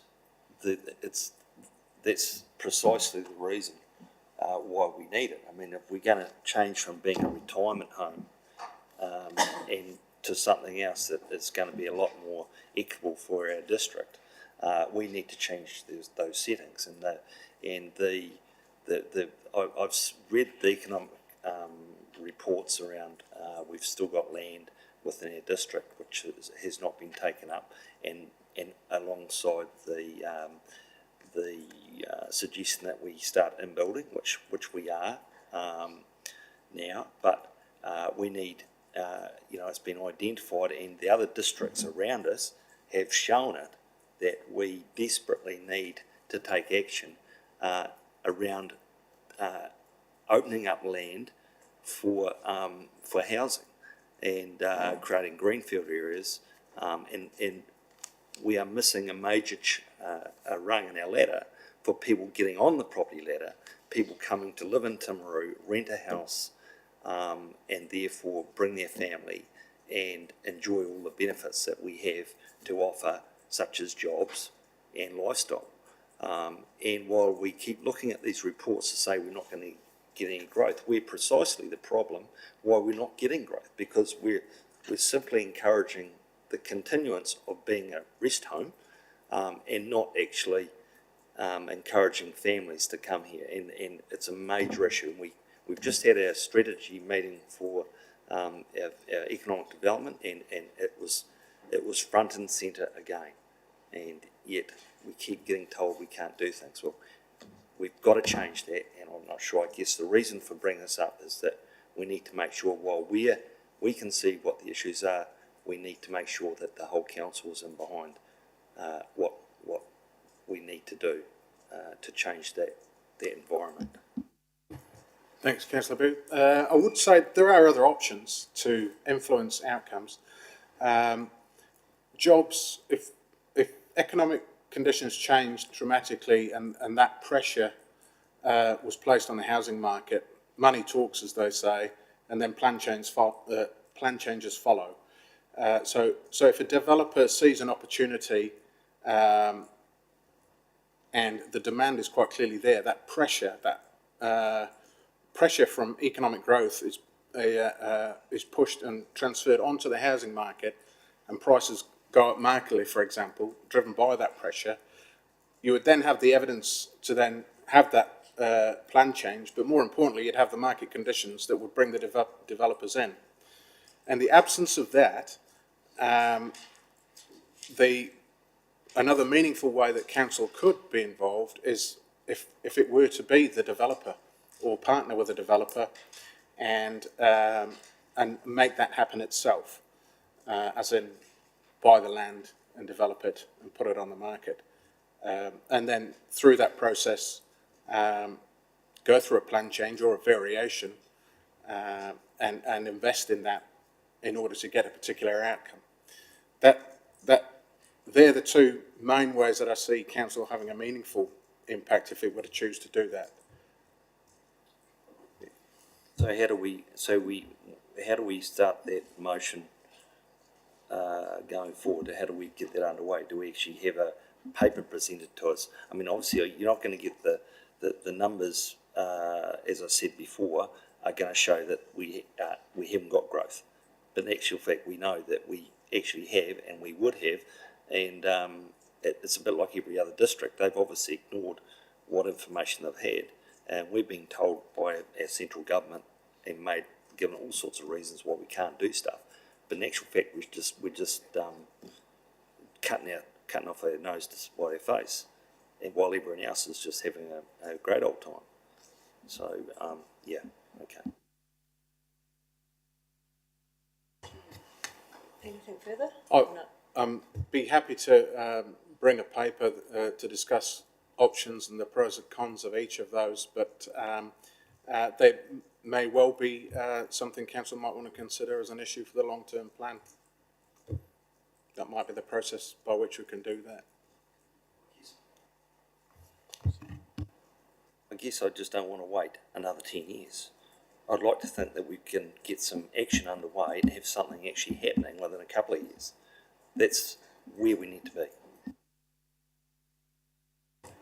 Cool, thank you, Councillor Booth. We'll just go to Councillor Scott. You got something? Just to add to that, I think there's another scenario too, and that's actually talking to our large developers within our community around the land that they own and what is their vision for this land.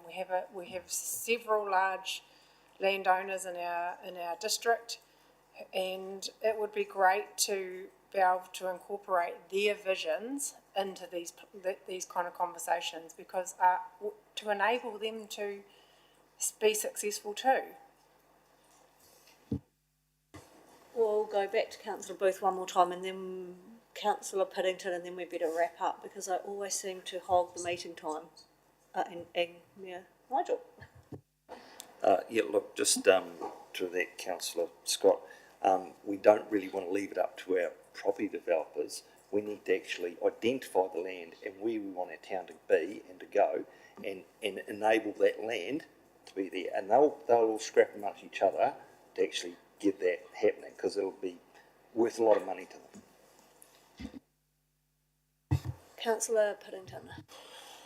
I guess following on from my fellow councillors, we want to be seen as a council that's proactive and enabling. So I'd like to see what Alan said, something brought to us to show our community that's what we're there. And I always find some of the arguments a bit simplistic, Paul. I had someone come to Timaru, got offered a job at a dairy factory, but opted to go to Sinlay and Rolleston because there was a new house in that price range. We've got lots of old houses, good houses, but we're not encouraging young people with cheap land to get within the government, perimeters, if you like, the parameters to buy and get into those things, and opening up new land that we've identified in 10 years, maybe that should be in 3 years to help encourage those things and not necessarily rely on some consultant from Napier or wherever to tell us how to run our town. So I'd back Councillor Booth to the hilt on that. Thank you. I'll try and be quick for you. Yeah, look, and come election time, there's a variety of policies which may affect some changes in this space as well. I see the Nats have pulled out that we're going to need at least 30 years, which will line up with probably what we've got under district plan without the MPS for highly productive land changes. One of my questions was more actually back to Venture Timaru, and we had a good discussion last time around the need to support some of these conversations with data, because we keep throwing, because I fully support this conversation in a paper coming back to council, and you've just said that you've had a strategy meeting. Did you discuss some of those points around getting and driving that data? I noticed there's a survey out at the moment. Maybe that was an opportunity to include that. Has that been done? It's part of our adopted plan, which is 75 by 2050, which is our population, what we would like to achieve. So you can't do that unless you have new housing and new opportunities and new land. So that is part of the whole deal. No, so that doesn't answer my question. So what we said last time was, because everyone likes to come to this chamber and say, well, I talked to this person, I talked to that person, it's anecdotal, but we talked about data, fact-driven, and I think maybe Councillor Scott, you might be able to talk better to that, but is that something that got discussed at that meeting to better support the conversation? No, definitely. We had presenters from Health, Ministry of Education, some of those enabling factors that if we were to go to 75,000, what impact does that have on our health services? What impact would that have on our schools? So trying to build that data, and definitely like the Ministry of Education in particular had some great statistics on what impact that would have on our community. So definitely starting to bring all of that data in so we can present at the council of what would actually need to happen in order to have those numbers here. Sorry, but also the data to support the demand that's there now. Yeah. I guess that's just the chicken and egg thing that I'd probably mention. If the settings aren't right, the growth numbers are not actually going to be reflected. So we know we've got a lot of activity, economic activity, and our GDP, everything's going up, but the numbers, and again, the economic reports that we've had don't reflect that. But we do know that that is what's happening, and that's all I can say. Yeah, one more time. I think the question that I'm asking of the Economic Development Agency is, you've got a whole lot of businesses out there, you've got a whole lot of jobs on Trade Me. Do a survey, understand exactly how many jobs we would have, how many people would be coming to this area, and that would be really an easy piece of work, and that would support the conversation. But currently, that work hasn't been done. That would be a really, really easy piece of work, and I challenge you guys to take that back to the Economic Development Agency and make that an action. Cool, thank you. And one last comment I would have is asking councillors how familiar we all are with the proposed district plan and what areas have been identified for development in the plan that's already in place and should be finalised within the next 1 or 2 years, and then what areas further to that do we think we need. But anyway, thank you all for the conversation. Thank you, Mr. Cooper. I will close the meeting at 29. Thank you.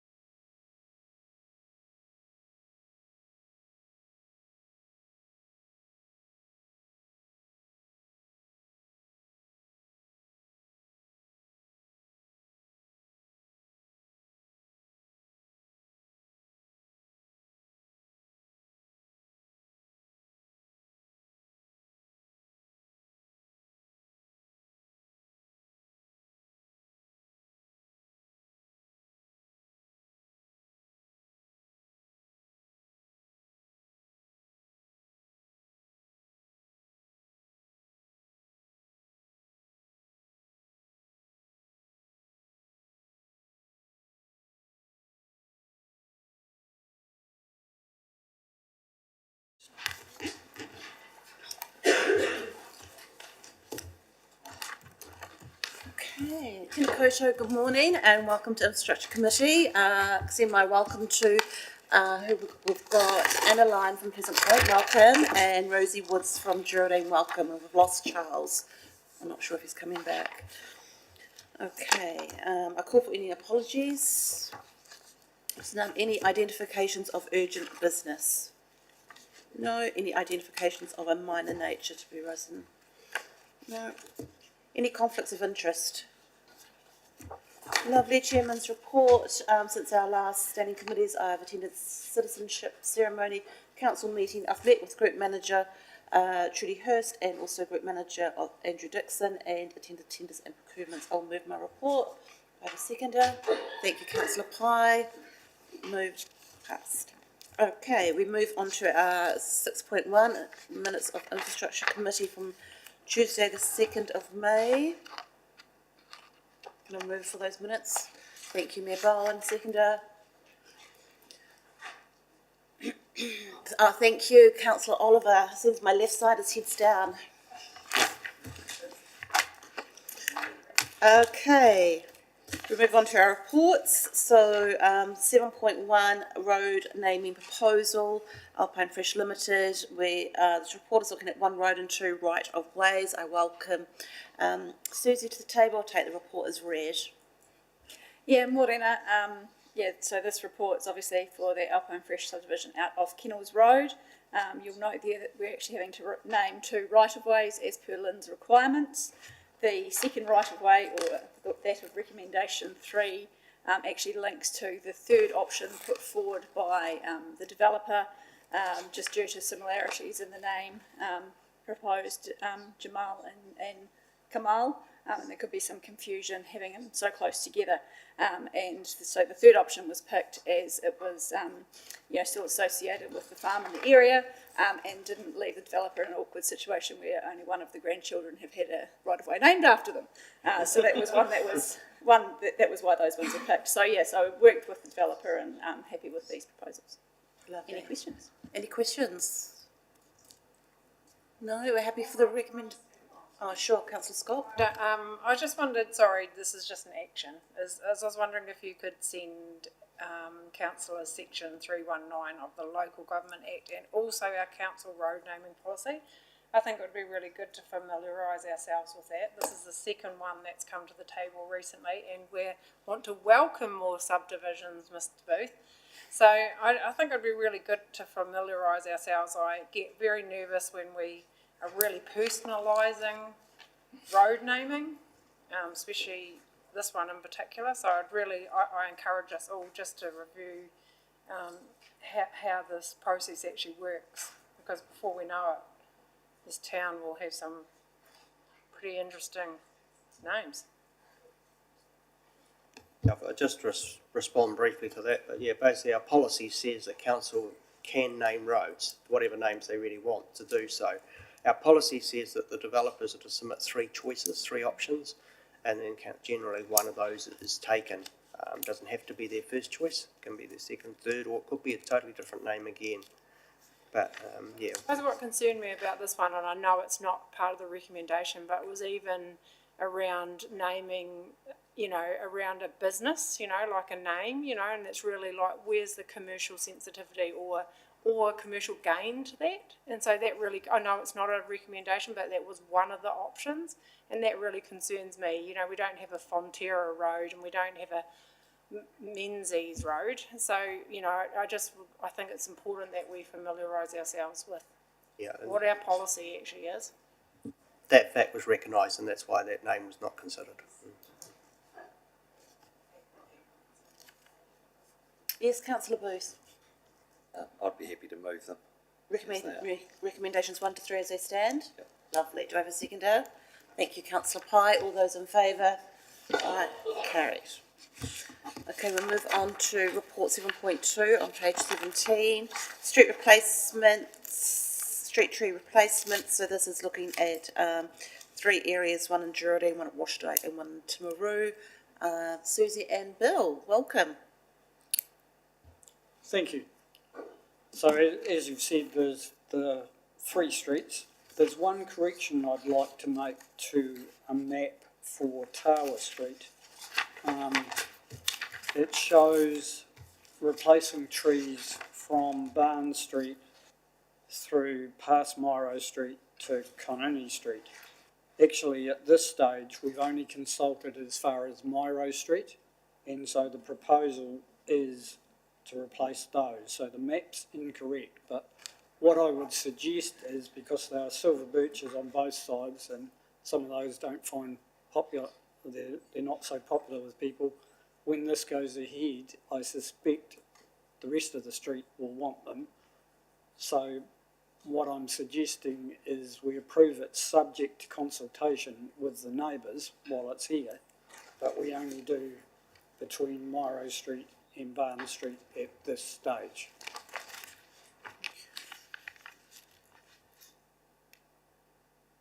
So that's on page 22. So we would change the recommendation then to Tower, Miro to Barnes. Yeah. Tower, Miro to Barnes. Any questions from the floor? Yes, councillor Pillington. I guess, Bill, my question is, two questions. What sort of trees are we planting? And on a per tree basis, it seems a lot with ongoing maintenance. Do we ever think maybe we don't have to replace every tree with every tree that's being?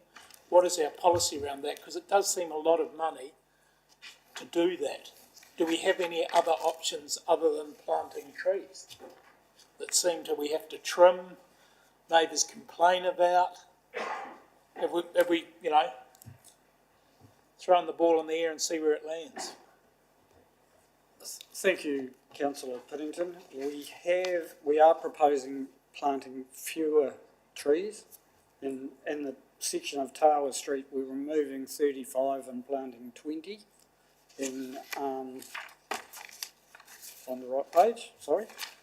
In Flemington and Randwick, we're removing 27 and planting 20, but in Connolly Street, we're planting 1 for 1.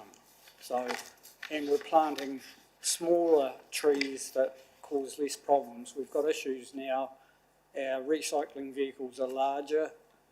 We've got issues underground with 3 providers of fibre.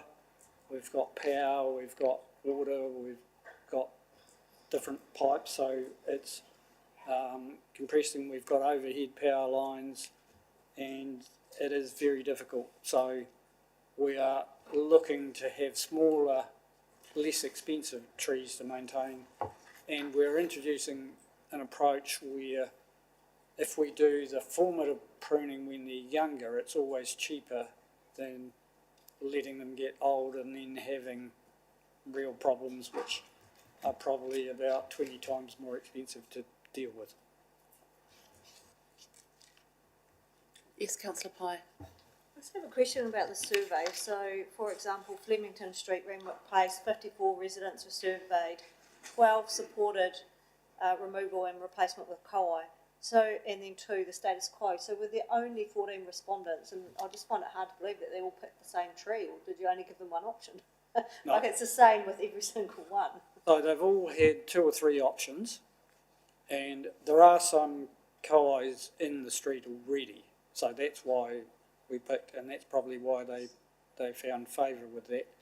Again, there are some silver birches that we've been getting lots of issues about, so they want them gone, or most of them want them gone, but we're finding that we don't get as much response as we used to get generally. So either people are happy with it or they're not interested, I don't know. But just on that note, in that example, you could argue that 12 supported the kowais and whatever the mass is on there, 32, support the status quo because they didn't return the survey. Yep. It looks like Susie wants to talk to that. Yeah, so through you, Madam Chair, yes, so on the survey we basically said if you don't respond, then we'll assume that you're happy for them to be replaced. But that's not counted in the responses. Yeah. So we don't count that in the response, but basically, if you're happy with what, that we want to give you a new tree and give you a new footpath and you don't have any feedback, then that's fine. But then the ones that we counted are actually the full submissions. These streets are always also tend to be the higher complaint ones, either about the street trees or damaged footpaths. And we can't go ahead and replace a footpath on any of these streets without replacing the trees, because obviously we'd be back there within 2 years because of root damage again. Yes, councillor Shannon. Thank you. An unusual question, actually. Everywhere you go overseas and in the more beautiful towns around the country, there are more trees, more and more trees. What are we doing wrong? Although it's lovely that we are replacing most of the trees, what are we doing wrong here that we're constantly chopping down trees, chopping the tops off trees, making them shorter, and we've almost created an environment where our residents now hate trees, they hate leaves and the lights. And I look at so many beautiful places around the world, and even Geraldine, where they don't chop down all of their trees. And I see opportunity around our streets that don't have any trees that I think should have trees, and especially in this time and place where we should be planting more trees. So what are we doing wrong where elsewhere around the world they have large trees and they don't seem to affect their infrastructure, and they're not constantly topping them or chopping them down? Madam Chair, I think there are a number of factors that are here, and I've asked myself the same question over the years. We have the soil type on Timaru that is loose over basalt, which makes it difficult for the trees to grow. We have narrow berms. We have footpaths and curbs being... Right, no, you're good. We have footpaths and berms being damaged because the soil type is so compacted that the roots run along the surface. We have overhead wires, we have constraints in that. We also have a type of environment that you compare Timaru to Christchurch. We have undulating contours of the land, but we have lovely views of the mountains or the sea. In Christchurch, it's all flat, so the trees become the view that you're looking at, whereas here, they get in the way of what's beyond it, and people generally want to cut them down. And we're bound by constraints of services, and really the trees struggle, and we don't have high rainfall, we don't have irrigation in the ground, but the soil type sort of compounds those issues, so the trees get sick, the roots are going across the top, they're struggling, they're not deep rooted, so they can't grow as well. And in a street tree or in a street environment, their life is a lot shorter than it is if they've got room to grow and good soil and things like that. Okay. Councillor Booth. Perhaps just going back to Councillor Puddington's point, I mean, why are we putting trees in on streets when we've got the skinny verge? It's actually causing damage issues for our footpaths and all our pipes, and I presume the roots get into the sewer pipes, all sorts of things. I mean, we sort of make a rod for our own back. And even if you prune a tree, the roots keep growing. And I think it's one of those, there's a 50-50, there's no middle ground with trees. People love them and they want more, or they hate them and they want less. And we're in the middle. So we can plant less, we can plant more, or we can stick in the middle. And it's, no matter which way we go, we get it wrong. I think what we are planning or proposing to do is actually plant more appropriate species that can minimise that risk. Yeah, councillor Oliver. Yeah, I'm supportive of obviously the Connolly Street ones. They've been really obviously the wrong tree right from the word go, because they've been pruned because of the power lines. The power lines aren't going to disappear anytime soon, so I just hope we make the right decision on the next tree. Otherwise, we'll be back here again spending another $100,000 doing another replacement job. But the trees in Conley Street are in bad shape. They're not only just in bad shape, some of them are half dead. Some of them have been removed by the people that live in front of them because they don't like them. So, yeah, I support having the tree upgrade. Councillor Oliver, would you be prepared to move the recommendation? Yeah, I'm happy to move the recommendation. You happy? Mayor Barnes happy to second. Any other questions, comments? Okay, so we've got a mover and a seconder for the recommendation to include the My Road to Barnes Street for the Tower Street entry. All those in favour? Aye. Against? Carried. Thank you. Thank you. Okay, moving on to 7.3, proposed road stopping.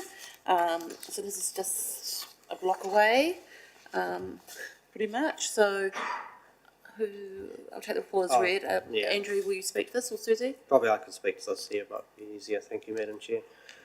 So this is quite a complex thing, but it's only a very small piece of land. So it is at the end of a service lane, which runs down from Church Street, past the museum, and down to the back of Mitre 10. Being a service lane, it has the same legal rights as a public road. So we have to follow the same processes and if we choose to stop it or do any sort of management of it.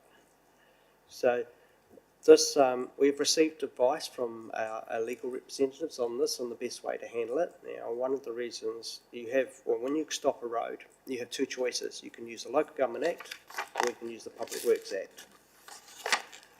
The difference is, Local Government Act, you have to do a full public consultation.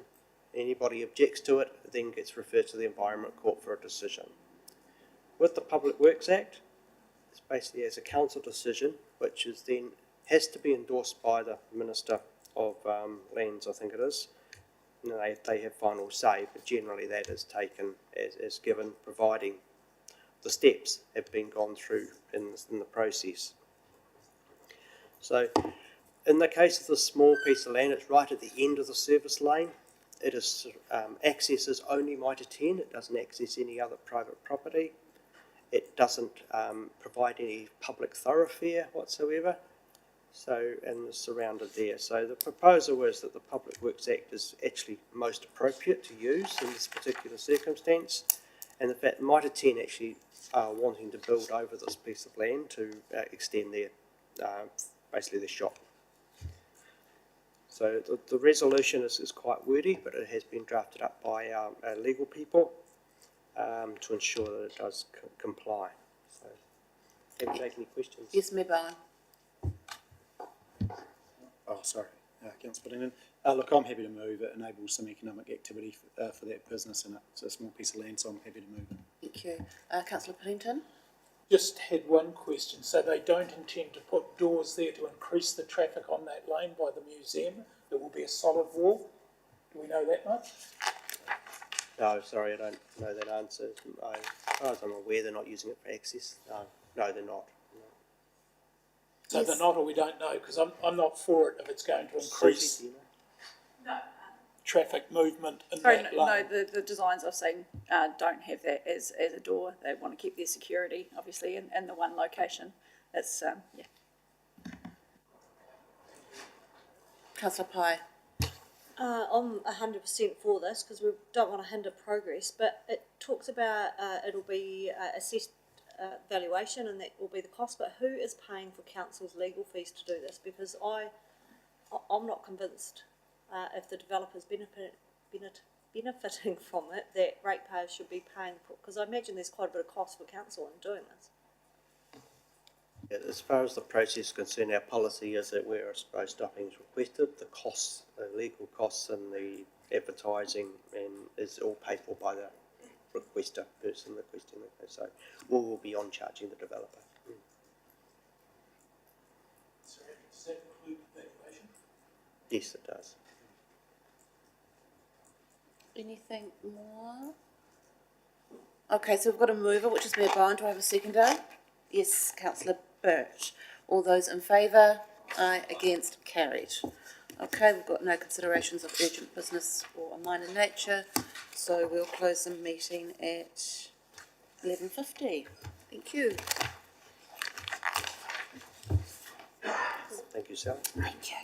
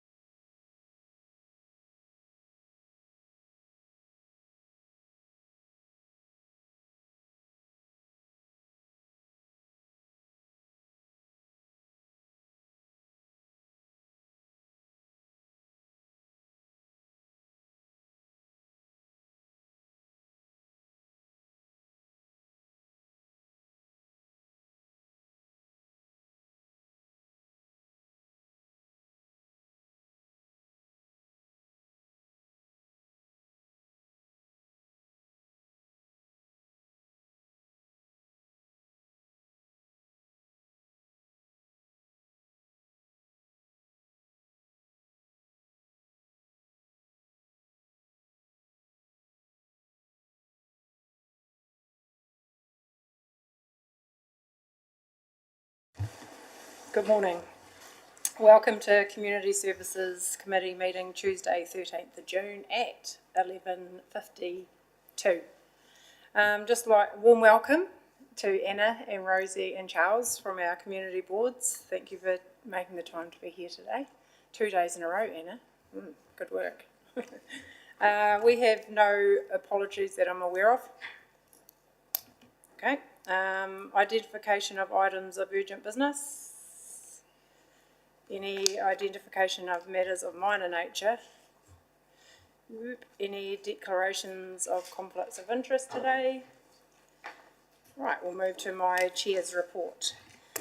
Since our last meeting, I attended the Climate Change Commissioner meeting with Councillor Pye. I've also supported Mayor Nigel with planting of a tree for the King's coronation, which I very much enjoyed. I've attended Sister Cities subcommittee meeting, stadium reference group meetings, Theatre Royal and Heritage Facility Governance reference group meetings. I represented the council at the Trust Aoraki South Canterbury Sports Awards. I also attended the public consultation event for the State Highway 1 proposal. I also joined officers at the Taio Hall meeting for the future of Clay Road. I had the privilege of attending the Temuka Community Board meeting, and I've also attended the Local Arts Scheme Subcommittee, and yesterday I was privileged also to go on the tour of the Downland Scheme, which was significant and a fantastic asset for our community, so thank you to those that took us on that tour. So I'd like to move my chair's report. Could I have a seconder, please? Councillor Parker, thank you. All those in favour? Against? Carried. Right, confirmation of minutes from the meeting held Tuesday, 2nd of May. I will table those as a true and correct record. Oh, yes? I just think there's one minor detail in 7.1 with the donations, and it talks about the Young Farmers event being held in the Winchester Hall. I think that should read the Winchester Domain. I think that'd fit in the hall. No, they probably don't have a hall that big. Okay, so, Jess, have you noted that? Thank you. Alan? I just note there that it doesn't mention Councillor Burt's name as present or an apology. Were you at the meeting? He was an apology, it's noted there, that apology, Councillor Peter Burt. In the apologies? Yes. Oh, I can't see it. Keep reading down. Oh, right, okay, thank you. Any other questions to the minutes before I move those? No? Okay, I'll move those as a true and correct record. Can I have a seconder, please? Thank you, Councillor Shannon. Okay, now we move to reports. So I'd like to welcome Beth and Jess. First report, 7.1, Community Development Update. Kia ora, councillors. Councillor Scott, thank you for the opportunity to speak to this report. Just as a heads up, Claire Barlow, our Community Development Manager, has been on leave and is unwell, so I've asked Jess to attend and to speak to some of the matters in the Community Development Report.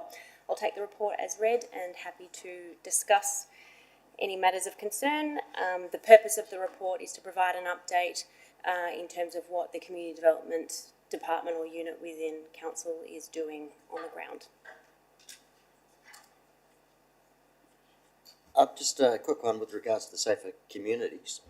How is that tracking? When do you think meetings will recommence? So the next meeting is on the 22nd of June. Yeah, it's been circulated. Yeah.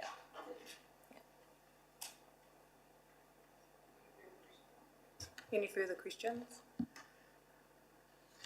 And I'd just like to thank Beth and Claire and Jess for this update. It was something that I've been working with this team on, just to provide an update on the significant area of work that this department does, or this team. And so I appreciate the work that you guys have put into this report, so thank you for doing that.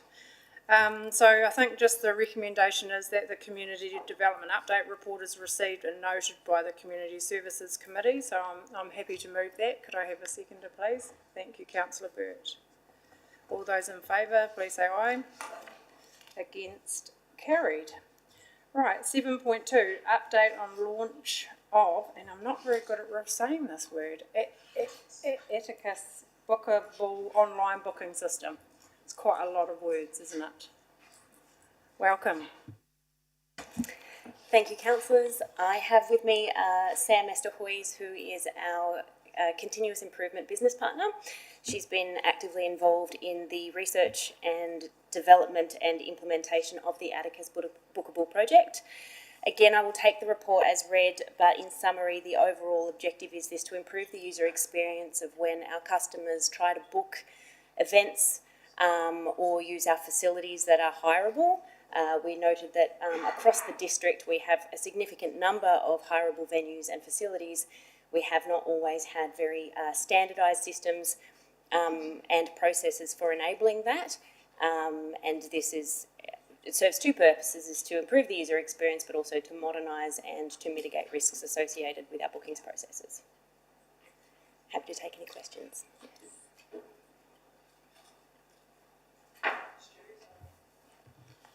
Yeah. It's an Australian company that's off the shelf, I guess, for local government. I was just surprised 16.16. Why would we need to custom build for a stadium? I would have thought any decent booking system would have an off-the-shelf package for a stadium. And again, my query is, how much is it going to cost to build an off-package for one particular venue? So sorry, the stadium, councillor, is included in the price. We've just chosen to delay that a little bit to give the team as it was a busy period. So we just chose to delay it up until September, when they were more available to help us roll this out for them. And just to clarify as well, building on Sam's comment, is that all processes, every council will have a slightly different process for managing their bookings for facilities and hireable spaces. So there is an element of customisation that's been required throughout the entirety of this build as well. So yes, we have delayed the stadium component specifically. That will not fall into the events aspect of the build. It will fall into the standard bookings process that we're preparing to launch in July, and we'll just bring them on slightly after, before we build the event management side of the platform. Just one question, in the likes of the Bay Hall as an example, Business Awards or someone like that, you know, booking it, or anyone, I guess, you know, some of the feedback is in the past been onerous on health and safety and some of those sort of things. So will that be streamlined within this process? And I guess my question is, does it then become effectively they're ticking and signing up to our health and safety, and then the owners, it's on them to meet that standard? Is that correct? So that's how it works, yeah? That is correct. Yes, we have all the health and safety documents attached, and this has also been a great opportunity to also revisit some of our health and safety policies and just make it more clearly defined. And that is all included in the bookings. And I think for every single venue, they have to complete health and safety plans. They have to read our brochures. And mark it as that they have accepted it. Yeah. And we've standardised the process so that there's not an ad hoc health and safety process or forms for each individual. It's now one form for all venues. Does the platform include a reporting capability, so you can be very specific about what's being booked out, and, or should I say, when we look back, etc.? Yes, Councillor Booth, it does. The great thing is we have full visibility over everything from a back-end perspective, so we can see entire workflows where we didn't necessarily have that visibility. We were relying on quite onerous paper-based processes previously and didn't necessarily have the data. So we will be able to track all of that data, see trends, particularly as we start to move to a digitised platform, and see increases in bookings as well, so that we can also improve potentially our processes as it rolls out. And does it include a payment facility, so they can actually, they pay with a credit card and it completes the whole transaction? Yes, Councillor Booth, it does. Any further questions? Well, I think this has been a significant piece of work, and it's been before my time, so well done for getting it to the launch start, so well done, team. So I'll just, like, the recommendation is that the update on the Bookable online booking system is received and noted by the Community Services Committee. So I'm happy to move that, and Councillor Pye is going to second that. Thank you. All those in favour, please say aye. Against, carried. Okay, final report, Beth again, busy, is the update on the Sea Bay facility scheduled maintenance closure.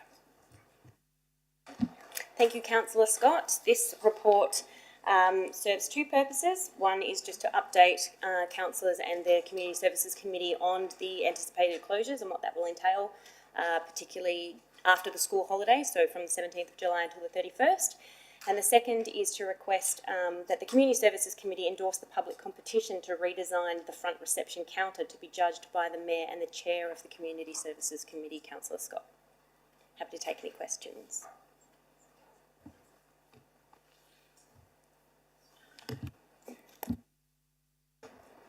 Yeah, thank you. I'm just wondering why the pool's actually closed. Is the pool itself actually not, is it going to be serviced as well, drained and etc., tiling, whatever needs to be done? Yeah, so we've got a few processes that take place during that. We have to clean out all of the filters, so there is an element of draining some of those program pool. I will need to confirm to you and come back to as to whether or not that's the full pool as well, but there's quite a bit of maintenance that's required for the actual filtration systems themselves. We also have some retiling of the roof that needs to occur during that period, which means we can't have people in the pool during that period. So for health and safety reasons, as well as maintenance, a full closure of the pool is required. This is standard practice within the aquatics industry as well. We're fortunate that we have a separation between the gym and the pool space, so people can continue to use the gym space during that shutdown period. However, the pools will be closed. Just in another relocation of sponsorship wall logos from pool entry, etc. So those, I guess those people probably entered into a sponsorship agreement and pledged money. So is that like for like in a similar place? Or?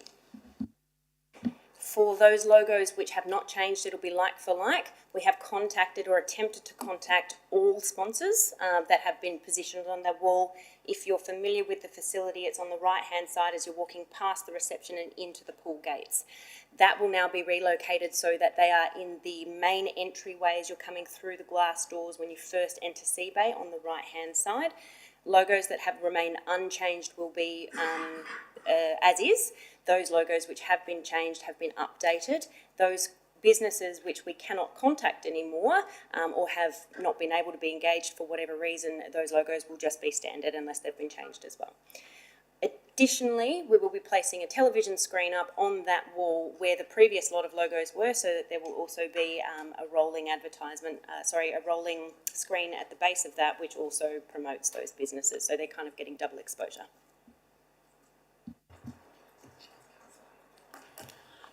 Point 6 sounds like a lot of money. Have we had this costed? I mean, you're upgrading the reception, doing wheelchair access, which I thought we might have already had, and increase the number of workstations. Can you explain do we have a costing for all of this? And can you explain why we need more workstations? I do have a costing for it, Councillor Piddington. I have not included it. I can provide a breakdown for it. My apologies, I didn't bring that with me today. The reception space itself does require additional workstations so that we can provide working space for staff. We haven't had that before, and what that means is that we're compromising health and safety for those team members as well, because they simply can't fit within the small area where they've been designated. And then having a wheelchair access means that customers with wheelchair or who have got disabilities don't have to, the height is the main issue there for them, so they're able to purchase or pay for goods without needing to go around the counter. So in terms of cost, are we 100,000?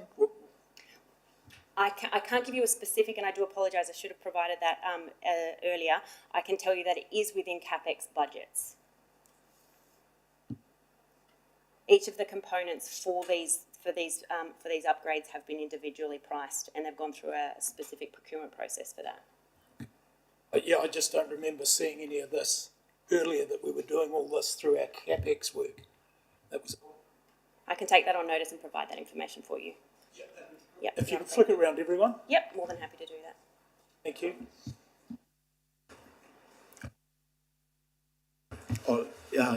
Good point. And I think just on that point 6, I think it's what's really great about this is I know there was a lot of requests from some of the team members at Sea Bay around some of these improvements, and I take your point around process and being able to see those numbers, but it is good to see some of these initiatives moving ahead, because they're sort of bottom up, the requests to improve from users and staff members. So I think it's really proactive and going to improve the overall facility. So thanks for that.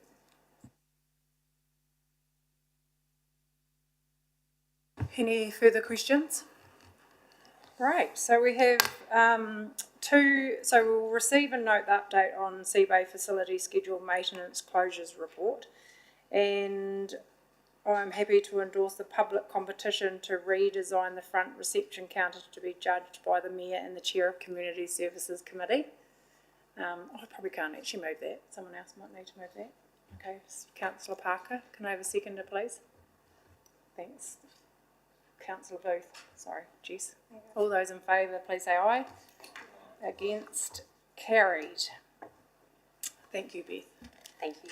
I think that's us coming to a close. Consideration of urgent business items. None, and consideration of minor nature matters. Okay, I'll declare this meeting closed at 12:10. Thank you.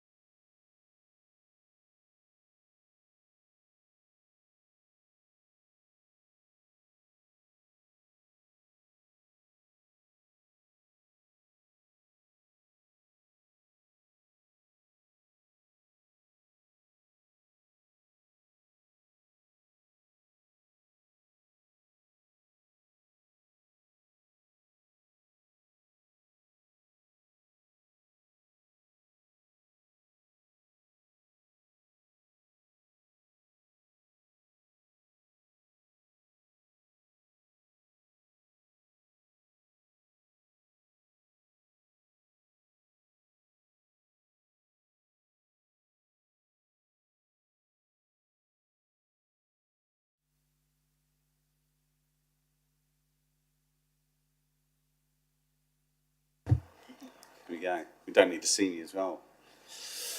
And also, welcome again. You've been welcome so many times. So I see Rosie's left, but welcome Charles and Anna from our community groups. No apologies. Identifications of urgent business. We do have one.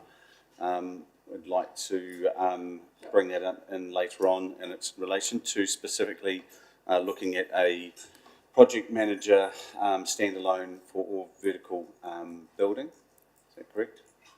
So we'll make a note of that and bring that in at urgent business. I have no matters of a minor nature. Declarations of conflicts of interest. Councillor Booth. The bid. Okay. Happy though for you to start the table, and and there might be a chance for you to actually share some knowledge if we're heading off on a direction you don't enjoy, Councillor Booth. I don't think the conflict is too bad. Chairman's report. Since our last meeting, I've had council meetings, citizenships, standing committees, tenders and procurements meetings, the district licensing committee deliberations, workshops, and meeting with Group Manager, Commercial and Strategy. I'll move those as correct and favour. Second, thank you, Councillor Scott. All those in favour? Against? So moved. Moving on to item 6, 6.1, the confirmation of minutes from the 2nd of May 2023. Someone like to move those? Councillor Parker and a seconder. Your Worship Mayor. All those in favour? Against? So carried. Moving on to reports, and we'll go to 7.1, and this is the business improvement district poll outcome, and we're getting Beth to.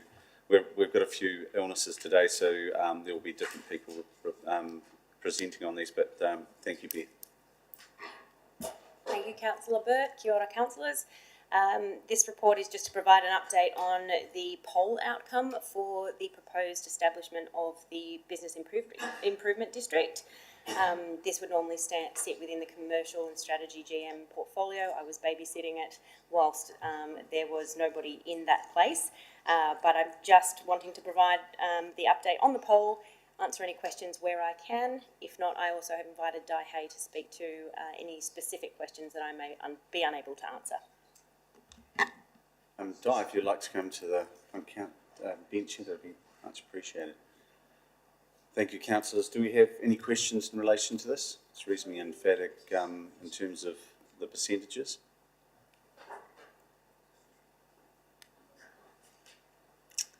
Councillor Pye. Sorry, I just have a general question that I've asked before, but I still struggle to get my head around it. What is the bid going to do that is different to the City Hub strategy? Specifically rating. My understanding is that City Hub is a little bit more to do with infrastructure and council resourced issues.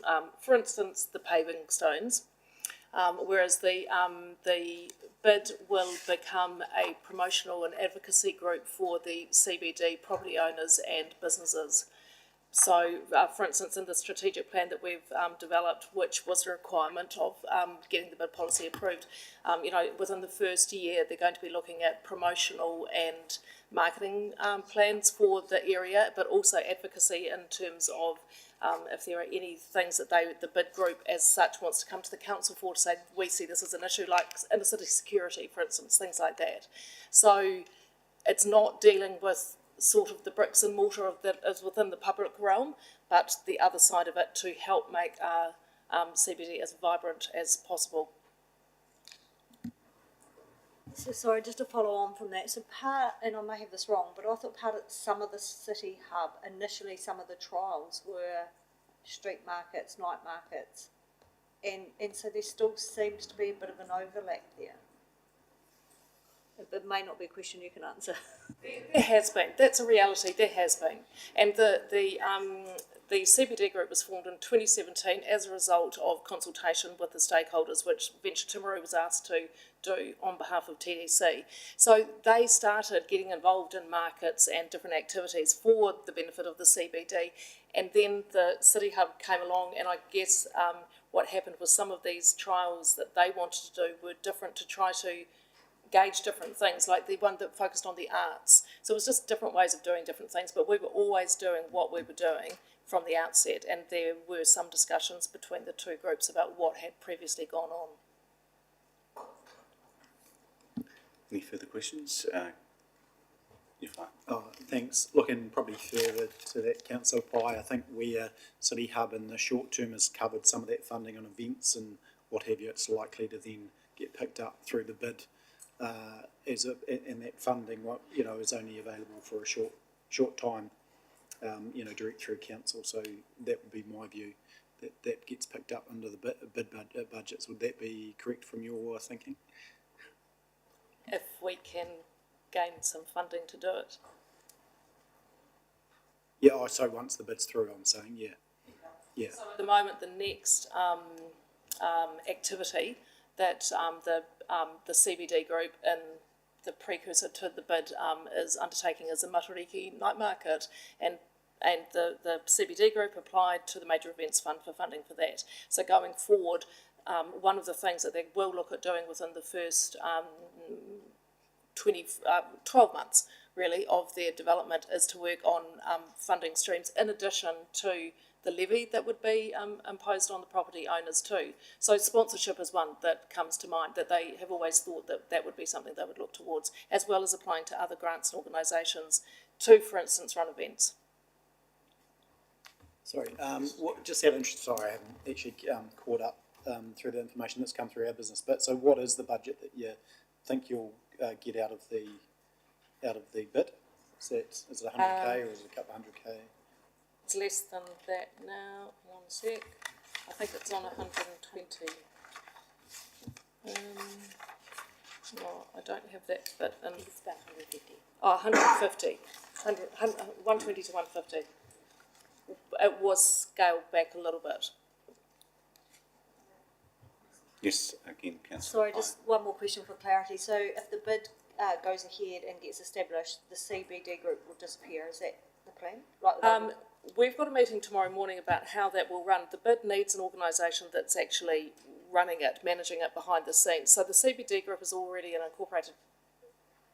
No, it's not. Yeah, incorporated society.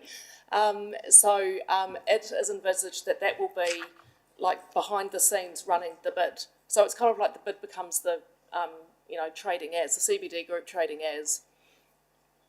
So just the mechanism for which it happens. Yes. So what are the steps now? Because it can't be rated until the next financial year effectively. So, and then there's some work, the bid or the CBD group has to work alongside council to an agreed plan, agreed budget, those sorts of things, isn't it? So my understanding is that the next step in the process will be to lodge a submission through the long-term plan process for the council to debate and determine whether or not a bid should be established and whether or not it will be established. And then activities will flow out from there. So at the moment, the CBD group has been following the processes outlined within the policy itself to determine whether or not it's feasible, and then the next step is the long-term plan. If I may, Mr. Chair, that's correct, because what it is, it's actually a new rate, and a new rate has to be consulted on through the special consultative procedure or process, which is the long-term plan. So that's quite right, and that's why it will follow its way through, like a new rate, proposed rate, into the long-term plan from here. Thank you for that. Councillor Booth. Yeah, so therefore we won't be able to rate or start collecting funds until the start of the next financial year, providing it all goes through. That's correct. The financial year you'd be able to do it would be 1 July 2024, correct? So basically it's going to mean that there's going to be a democratically elected group of people who will be getting a targeted ring-fenced amount of money for the promotion of their district or their bid. So, and obviously that means that it'll legitimise the activities and another, advocacy. Obviously that will feed into the city hub development. So, because they'll be quite adversely will be affected. Obviously it provides a vehicle for the local business to take locally led initiatives. So, and there's a little pool of money there that they can work with for the betterment of their businesses and area they operate in. Absolutely. Councillor Whittington. Just out of interest, Councillor Booth, when you say democratically elected, can anyone stand for it, or do you have to be a building owner, a business owner, and who gets to vote? Yeah, it's really the members of the bid itself who are paying that targeted rate. They're all invited to participate in the group, and so they will be. There'll be an executive. There'll be people on and they will be elected in. A chairman will be elected, etc. And then they will go off and they will form an entity, and then that entity will employ someone on probably a part-time basis to represent and advocate on their behalf. Sorry, so is that correct though? Because that would mean that a business owner that wasn't a landowner couldn't be a member of the group. Respond to that. Yeah. I think they can be. It's Yeah. people who have an interest within the central business area, that the people who had the vote through to determine whether we would meet the criteria of the policy were the property owners, but people who, for instance, became members of the CBD group and then they wanted to go on to the bid representative group. Anybody could be it, whether they're a retail owner, whether they're a resident of the CBD, because they have a vested interest in the CBD. Or they work in the CBD. Yeah, that would make sense to me. And one final question. So I think VT's done a lot of great work in that support. at that point of the bid being established, what's the role of VT with supporting the CBD/bid group at that point? And the reason I ask that is because because it's a CCO of council, and this is an advocacy group that will come to council, does it need that separation is where I'm coming from. We're working this out at this time because like tomorrow we're meeting with the executive of the CBD group, a meeting just to, again, go through the policy and determine what the next steps are that are required through that. And then at the moment, VT has continued to have a facilitation role, and we imagine that we would have a support role going forward because like we do for any of the groups that we have, whether it's the trade sector or the food processing sector or anything, we still think it's an important part of our community that we're supporting and the businesses within that business community. So we're not quite certain where it would be, but there would be a line in between so that as a CCO we wouldn't be, coming to the council on behalf of the bid/CBD group. It would be those representatives there would be advocating on behalf of them. Thank you. Any further discussion? Someone like to move a note? Thank you. Councillor Parker, seconder. Councillor Pye, all those in favour? Against? So moved. Let's move to report 7.2 on page 33 and policy program update, and Trudy, you're going to present that. Kia ora koutou, councillors, your worship. So my apologies, due to staff illness, you're stuck with me for this one. So this is to give you an overview of the work that we have underway in our policy space and to give you some perspective on what we have to put in place legally or that are required as part of our work to provide services to our community. So you'll note that we work both with internal policy and external policy. So some of them might be internally facing, but others will be externally facing across the community. We have a prioritisation schedule that the team put together, and that's attached for your reference. And we regularly, the team, report to our senior leadership team with what they've done throughout the week or anything that's for approval or going forward. We're coming into a time, and there's a report later in the meeting around long-term plan policies, and the long-term plan is always a good driver for reviewing our policies and seeing where we are. And I welcome any questions. Any questions, councillors? Councillor Pye. Just the grey shaded boxes that says other. What is that? Because, for example, one's the councillor code of conduct for elected members that I thought would have been a green complete, and so just wondered what other. So it's just aligning. My understanding is that's governance, so it has some overlay with the policy team as well. So, if that makes sense. And the financial contributions comes with, that's got an overlay as well with finance and depending on whether it does with planning as well. Councillor Parker. Thank you. Just looking at July 2022 to December 22, and none of them are behind schedule red, which for me, it's quite surprising knowing that where we are at now. I mean, ideally they were meant to be completed within those 6 months of 2022.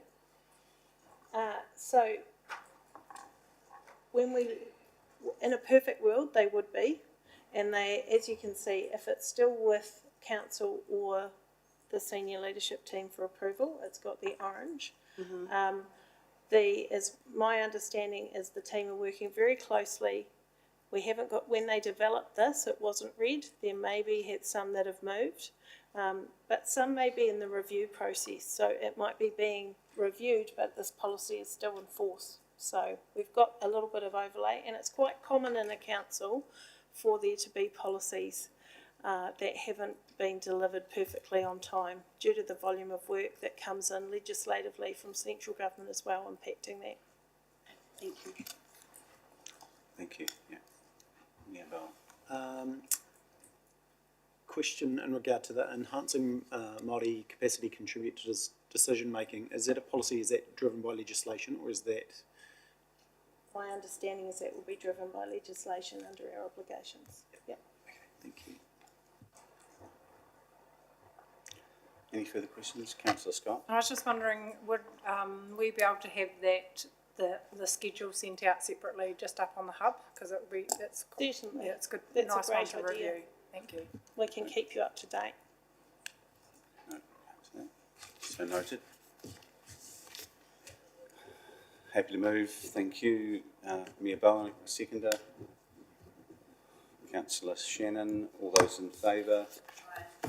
For, against? Thank you very much. So moved. So we're going to report 7.3 on page 37. Financial report for the month ending April 2023. And again, Trudy, with the help of our co-whakari, to present that.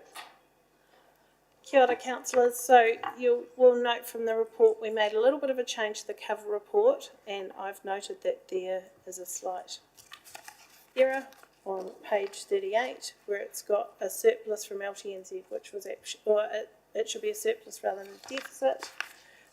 You'll note we haven't changed the reporting framework from the previous month. We're working around that with our team to create an easier to understand and read reporting framework, and I am going to generously throw to Mr. Curran to take us through the financial results. So generous.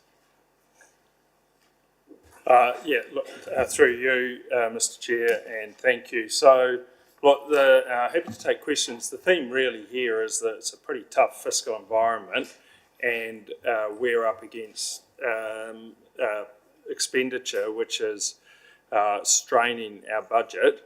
And in the meantime, the officers are on. Every officer really is looking down to the end of the year what absolutely doesn't have to be spent, what can we defer without compromising levels of service. But we are doing everything we can to manage those expenditure lines because actually what you're seeing here is in essence the effect of cost escalation across a range of our activities and budget lines. That is really the essence of it. I can answer individual questions that yourself or councillors may have, but that's really the essence of it. Questions? Councillor Booth.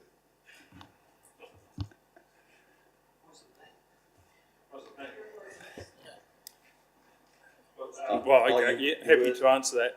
So look, I'll go back to you then. Oh, sorry. Sorry, Pete. So, Councillor Piddington, go ahead. At the moment, we're 10 million overspent in operating. That's unlikely to be reduced, I would have thought, probably increased by the end of the year. Where does that money actually come from? Because we haven't budgeted. Does it come out of our savings or? yeah, so when you, if I look at it, you're sort of looking at the 11.1 million. I'm on, I haven't got my page numbers here, but I'm on that front page of council performance at 30 April, and it's page 2 of the attachment. So I think it's page 41 of the overall agenda. And you're looking at the 11 million there, Councillor Piddington. Yeah. So that, that's right. Where does it come from? Well, the depreciation, sort of a bit more than half of it, is a non-cash cost. So that doesn't have to be funded at the moment, but we can't kid ourselves that at some point in the future it does have to be funded. But this year in the current year it's a non-cash cost, if you like, or provision. The other ones, so we're looking at those at the moment. We haven't got quite to the end of the year, but it's likely we're going to go over. Where do they come from? Essentially, they come from reserves of council. If we can't put the brakes on to drag them back, which is what we're aiming to do. I guess that's part of my question. So we're not going to fund the $5 million in depreciation. We're not going to take that out, say, and put it somewhere else. We're just going to ignore that. Yeah, no, that, yeah, look, it's a, this is a really, because if you, it's a really good finance question actually, and I'm just wondering if we've got our cash flows here further down, because there's a difference between, I'm just having a look to see whether we include the cash flow, and I don't think we do. It doesn't mean we're running out of cash, but what it means is that when we set out to balance our budget at the beginning of the year, we won't be there in terms of having revenue which is equal to or greater than all of our expenditure.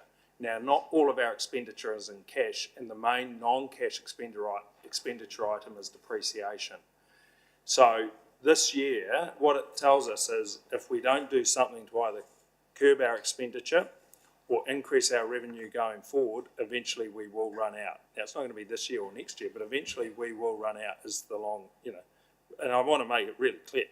We're not insolvent. We're nothing like insolvent. We're hundreds and, we're so far away from that. But ultimately, what we're saying here is that cost escalation has been greater than our revenue, budgeted revenue. Just one last question, then I'll let everyone else have a go.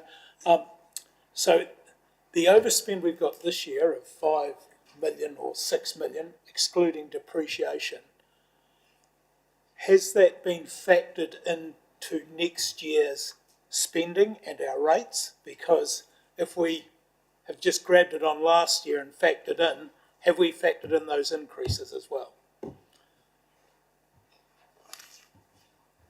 Another really good question.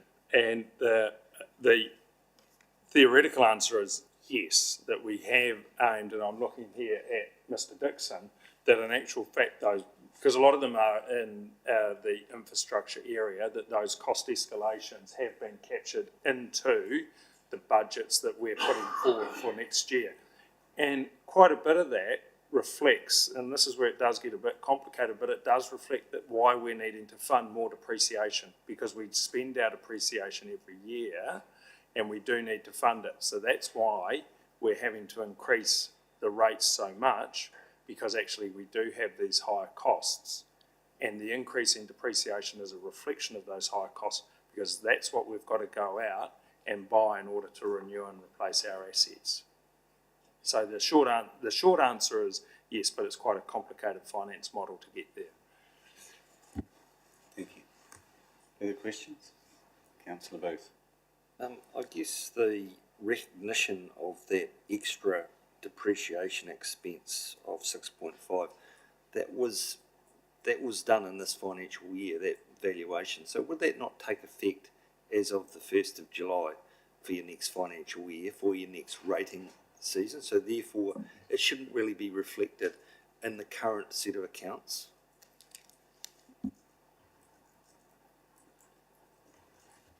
Yeah,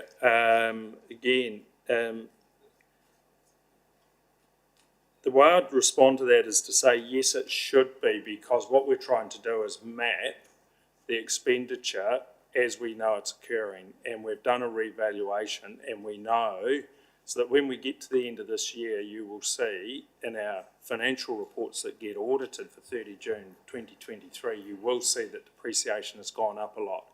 And so in the management reports, we're trying to inform council what has happened across the course of the year and where we're tracking. And we are going to be incurring a significant increase in our depreciation charge. So that's why we're estimating what is our best assessment of it at present, so that you as councillors are informed that this item is here. Because that in part helps inform the annual plan that you're developing at the moment, that you have got depreciation that you do need to cover, and you can see it's here and you can see it's real.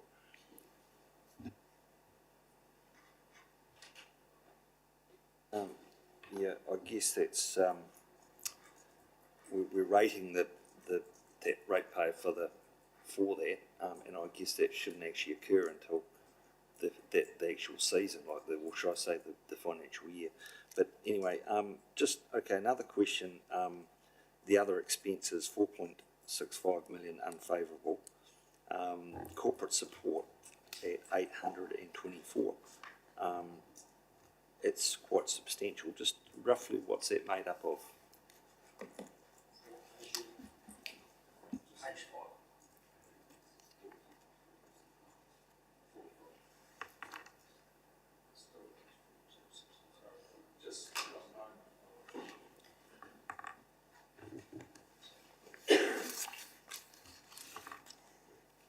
Sorry, councillor Booth, what page were you looking at?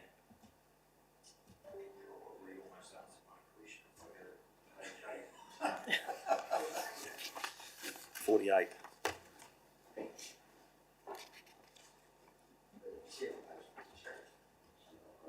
Oh, yeah, so through that, but of course, look on the other side of, so the net variance, because corporate support has a 7 million revenue favourable variance.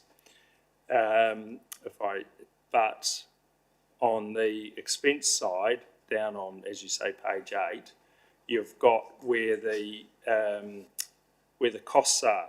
And the costs are, as you can see, one of the major ones is the finance costs, which is 1.83 million, unfavourable, due to drawing of borrowings and so on. So there's a bit to unpick there, because overall we are getting more interest due to our interest rate swaps, but we're also paying more interest on our loans, so that's a big part of it.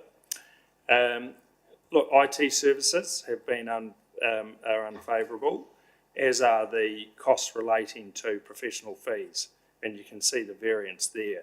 So there's a range of factors. Now, if I just go back to IT, we could go and have a look at that, but it would be things like licence fees have gone up. It's whether, in terms of upgrades and so on, that we've been required to acquire, whether they're more than we've budgeted when we set the plan. So there is a range there for corporate support, but it's the net amount against, and you can see the expense line there, but it's got to be offset against the revenue, which is also greater than budgeted, but not, and this is the challenge we have, not as much as the expense line is up. For instance, the commercial strategy management, 276,000 unfavourable. Is that because we had a consultant doing something, or what? Why is that extra? Because we got more staff, or? So there'd be a range, and undoubtedly, yes, we had someone who came and consulted to support the delivery of that work during the year, quite correct. But that also would cover off some of the work, such as our internal audit work, or when we get advisors in to give assurance around our tax compliance, maybe our any work we do to get assurance around expenditure probity and so on. That sort of thing would be in there as well. There'll be a mix of costs that have gone to make that number 276 unfavourable against budget. What we'll know at the end of the year is how much it is in total once we get to the end of the year. Okay, and I guess just in the finance revenue, you've got, going back to page 38, you've got in there surplus 2.27 million in related party debt, and who's that with? What page? So what page 38? 38. That would be, I would think, is TDHL. Would be the related party debt, I would think. There's an intercompany or an inter-entity balance, I can't remember the number, I have seen it, is it 20 million, I think, something like that, but I'd have to check that number.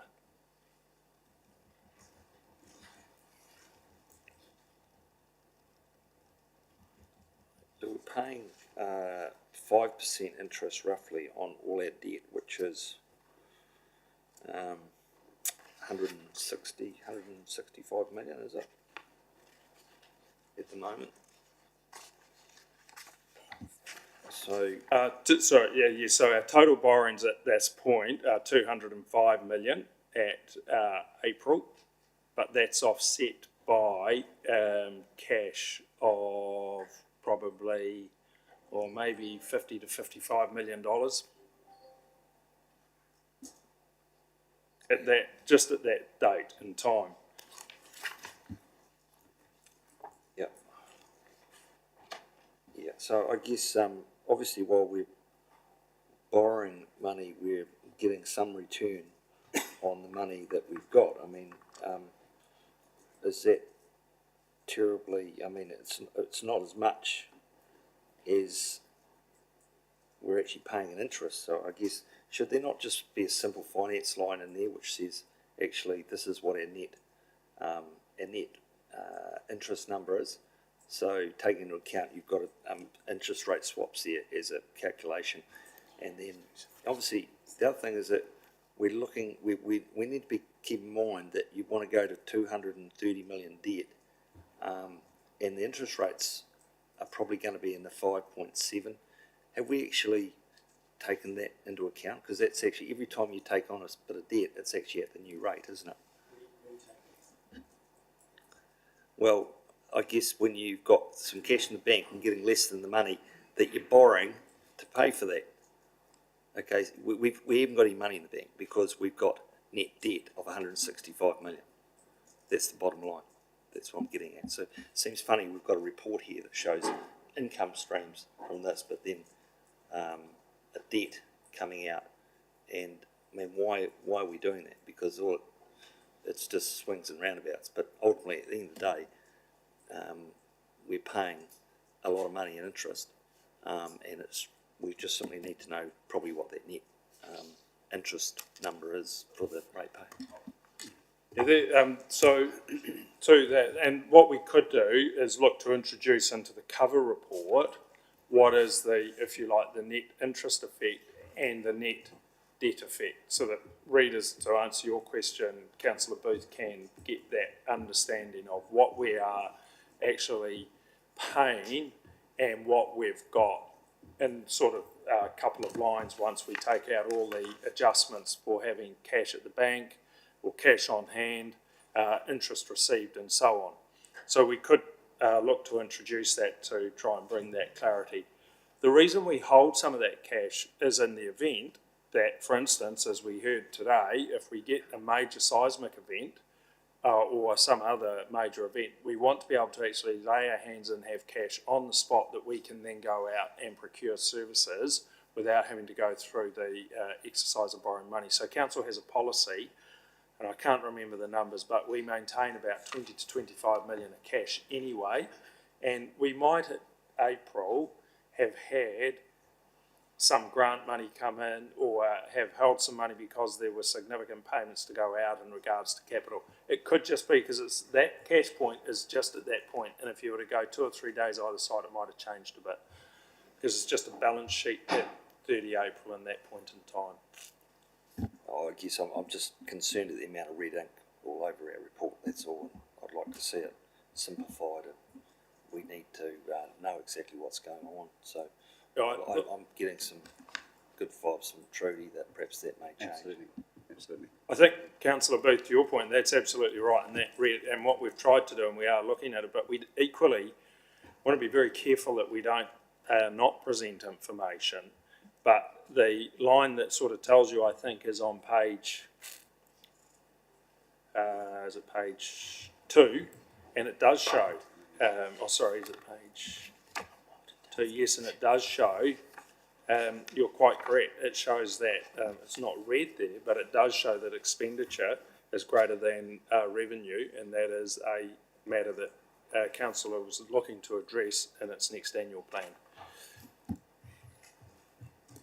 Thank you, Councillor. Councillor Pye. A question about the roading, which is on page 39 of our report. It says that the roading is 2.31 million over budget relating to emergency works, and they're subsidised at 51%. So is that 2.31 after the subsidy? Because if it's not, I couldn't see where we were over budget on the income by a similar amount. There was some LTNZ subsidies, but they were only 733, and there seems to be a gap of about 800,000 there.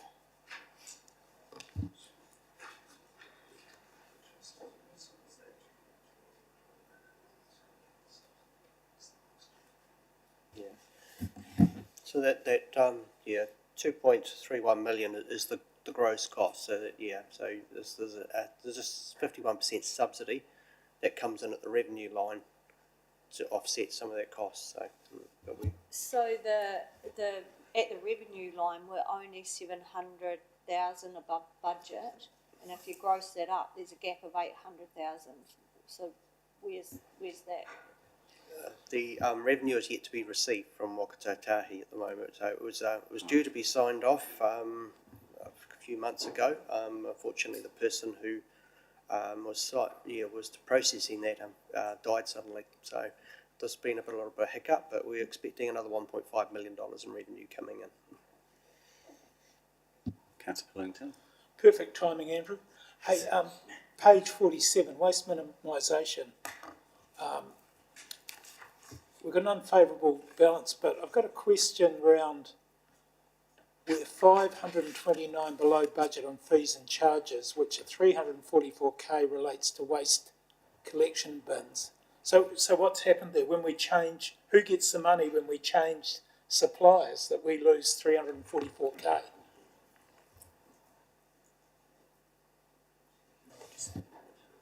So I think from a governance point of view, the question, just to extend on that, has been that we have been discussing is, we a couple of years ago had a contract where we made significant savings, but within a couple of years we've now got a significant increase in costs, and our concern is that actually the contract a couple of years ago wasn't as good as it was made out to be, and that we're incurring some costs now, and I think we just want that lined up.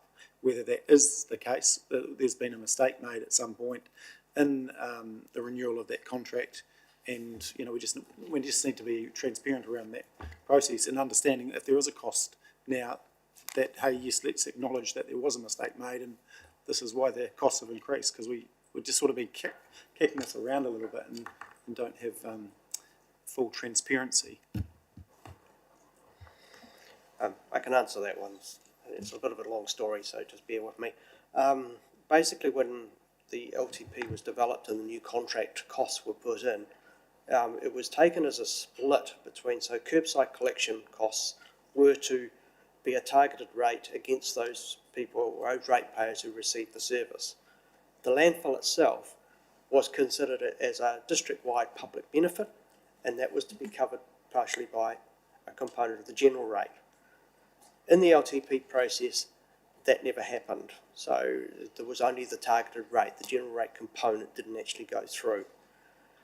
To counteract that loss of revenue, the fees and charges were put up as a balancing figure effectively. So the fees and charges have been overstated, but we have in fact gone pretty close to where we intended to, we're hoping to be. If you notice too that the cost, yes, the curbside collection costs are over, but if you go drill down, and you won't be able to see it on these figures, but in my figures you can, is that the landfill costs have actually are $2 million under. So it's just the way the costs were distributed is the issue. We are still saving money, and in fact, it just as an extra added bit is that the good practices of the current contractor has increased the landfill life by 3 years since the start of the contract. So there's certainly gain to be made there. That kind of makes sense, but why do you give the explanation we've lost 344k due to the bin income no longer being receivable? That was an internal charge. We used to, charge the contractor for the bins in which we actually own, so they said it was a rental charge. When we developed the new contract, we said, well, that's just an internal charge that's not required. It's a nonsense. So that was withdrew.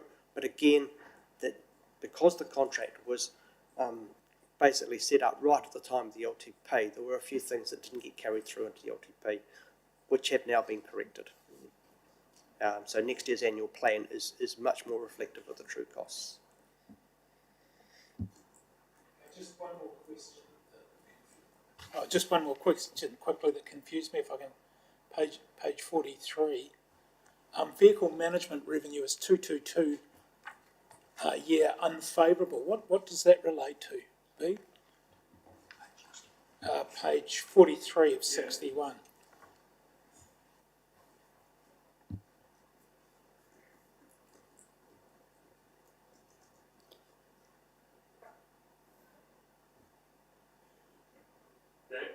It's an internal charge as well, I believe, Andrew.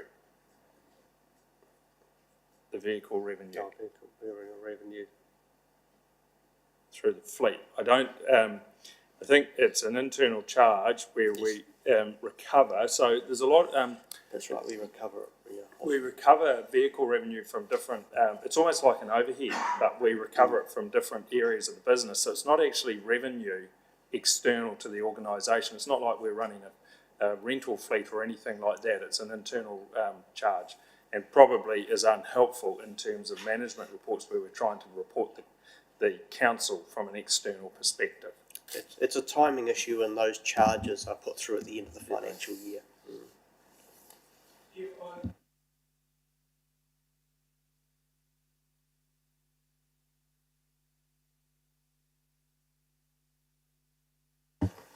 Too many of these numbers don't, for me, have an explanation about where they sit. You know, it'd be handled internal charge balanced at the end of the year. Because then when I read that, I think, oh, no problem, I know what it's about, versus things that I should be concerned about, if that makes sense. I just have another question on page 40. So the urban water, it says the costs are above budget by 645k, and it says what it includes, but it doesn't say the why. So is it because chemical costs have gone up, or is it because we've used far more water than we budgeted for and it's just cost us more to deliver that, or why? Because that's quite a large number to be outlined.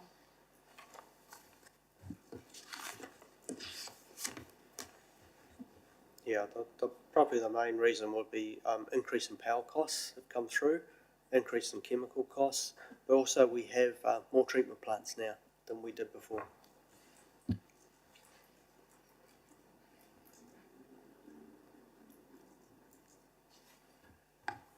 Thank you. Actually, just a follow-up from Councillor Piddington's point. There's probably a few things that maybe we do some FAQs for elected members just in regard to some of these statements, and that might be helpful rather than actually needing something on every one, but it gives us an opportunity, and maybe we do a workshop and educate ourselves on some of those things. I just wanted to make a point, and it's sort of related to Councillor Booth's point around debt, and I think it's a really valuable one, and I do support an interest line. I think that's really valuable. But one of the things I think we need to probably challenge ourselves around financial strategy and comfort level of debt is where that sits, and just remembering part of our business is utility provision, and that with utility provision you do have considerable debt to invest in the asset, and I think maybe with a long-term plan it would be good for us when we look at that, and we'll talk about this another day, but we look at our level of debt versus utility and our level of debt versus community infrastructure and just get a bit of an idea on where our comfort level sits on that. But one of the key things I want to make, and it was just your language, Councillor Booth, that you said you directed at the CE and the officers, and I think we've just got to be really mindful that this is we're in positions of governance, and we sign off these budgets, we sign off the LTP, we sign off financial strategy, the level of debt, all those sort of things. So collectively, when we sign these things off and we make those decisions, we have to own it. We have to own the red ink sitting in these, and if we've got more questions about better reporting and those sort of things that we want to challenge the officers on, that's really fine. Comfortable with that, but we do have to own these things that are in front of us, and we do need to be on a road of constant improvement, and I think we are heading there, and I think we've got some great elected members that are challenging everyone and challenging officers this term, which I think is fantastic, but we do need to take ownership for what's in front of us. Thank you. Sorry, no question. Thank you. Any further questions? I do think we need to again get back to, as mentioned by Councillor Booth, and with our Commission Strategy Manager, we're looking at doing some changes there that we'll start to extrapolate this out so that it is potentially more readable, but also we just need to strike that balance that where we're not sure of these things, can we please get those questions lined up in an email? So, I mean, today was classic because we've had sickness and everything, but thank goodness we've had people to stand in the breach and almost answer these questions straight off the cuff. So we just if we can strike that balance, we'll obviously have an evolution of change around reporting. That's going to give us a lot more narrative, which is really true, Councillor Piddington, which you mentioned. But also, can we get some of these questions nice and early in there, so that the information is real time and it's the right thing as opposed to potentially. With that in mind, receive a note. Someone like to move that? Councillor Jackson, thank you very much. And a seconder? Yes, Mayor Bowen. All those in favour? Against? So carried. Move to 7.4, Long-Term Plan 2024-34 overview on page 54. And again, we're getting Trudy to kick this off for us. Well, I'm not as talented as Vincy, so I do need to declare that first of all, because she would have made this really engaging, so I'm trying to follow in her footsteps. So first of all, a long-term plan is not something that is a staff members or officers, it's actually yours and the community's. It's a really exciting time to be a part of in this triennium, that you get to set the direction for the next 10 years. And we start that next week with some workshops that we have scheduled to take you through for the start of that. But today is about we're wanting to engage with you on the process going forward. What are our legislative requirements of a long-term plan, which are laid out in there. We talk about, we'll be bringing to you our activity management plans, because that allows you to have a really good level of service conversation about what it'll mean for your communities in terms of what we deliver and what we're aiming to deliver in the long term. It also is a process that's led by the Mayor, and we'd encourage you today to think about if you'd like to have one of the proposals or recommendation is to have a working group of full councillors who are engaged with our project team. And also thinking about our engagement with our community. This is the time to think about how can we innovate, create and make a space to hear the different and diverse voices that exist in our community. It's one of the biggest consultations that we engage with from a council perspective, and one of the most important, because it's a chance to hear, it's a chance to listen, and it's not just about us facilitating, we'll put a piece of paper out and see if anyone submits. Engagement can be you connecting with different groups, it can be different groups connecting with you, it can be visiting a farmer's market and having a stall. All of those options are available. LTPs, they really provide a chance for council to connect with community about what the expectation is going forward. They're really interconnected with, of course, the budget and what's our strategy for our infrastructure and financially going forward. We will have a reference group that we're proposing today that we'd like some members to be a part of, and we've put down there on page 56 the different workshops we'll work through. Next week's workshop is almost like a long-term plan introduction for those of you who are new, but we welcome anyone else to come along just as a refresher, and it will be open to the public and community board members as well. And I'm happy to take any questions. Any questions? So in terms of the option, and we're looking at potentially having an LTP reference group of elected members, what numbers we're talking about there? 4? If we could get 4, that would be, and they're able to connect in with you as a group. Indeed. So, Mayor Bowen. Thank you. I think it's a good idea, not taking away that, LTP is something that we all need to be, very involved with. But my challenge to elected members would be just, I know there's some that are more involved than others on certain groups, etc. So it might be an opportunity to get some balance around the table with those that are involved less on some of these things. So just a to really share the workload, and I think that's probably important, if you're going to put your hand up. So we'll call for nominations first. So, Councillor Shannon, you've already indicated you'd like to. Councillor Oliver. Councillor Jackson, and one more. And Councillor Booth. You're there. 4 is a good number. The distribution of males in that group is probably quite high. So that shouldn't be a thing, maybe.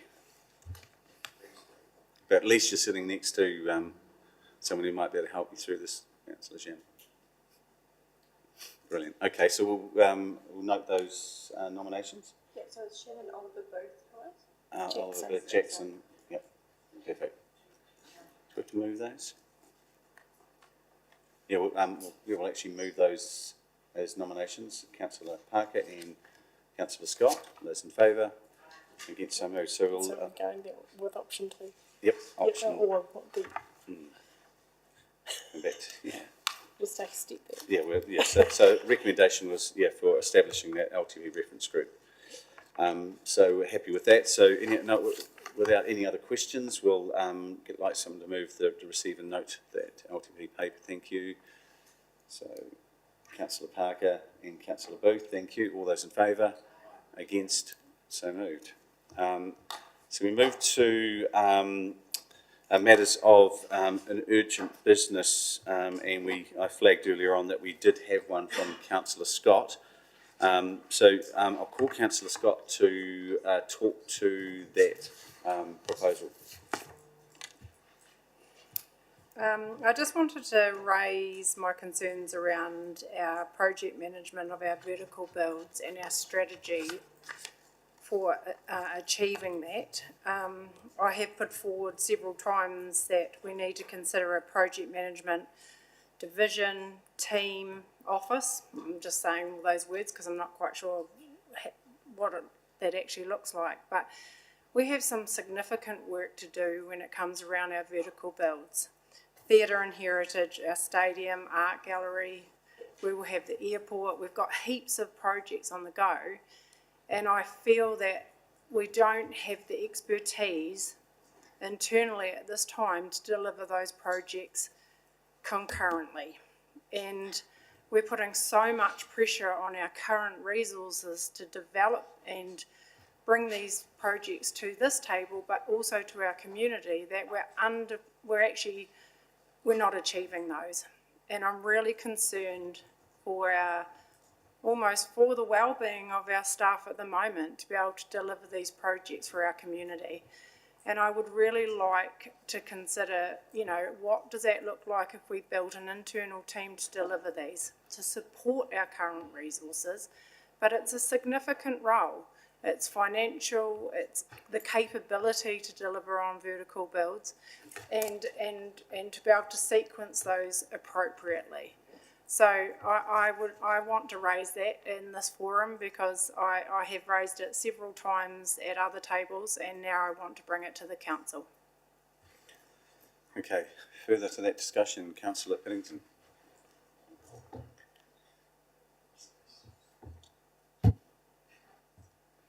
Yeah, look, I'd like to support Councillor Scott on that. I think our staff are under pressure, some are overworked, and we just load more work onto them.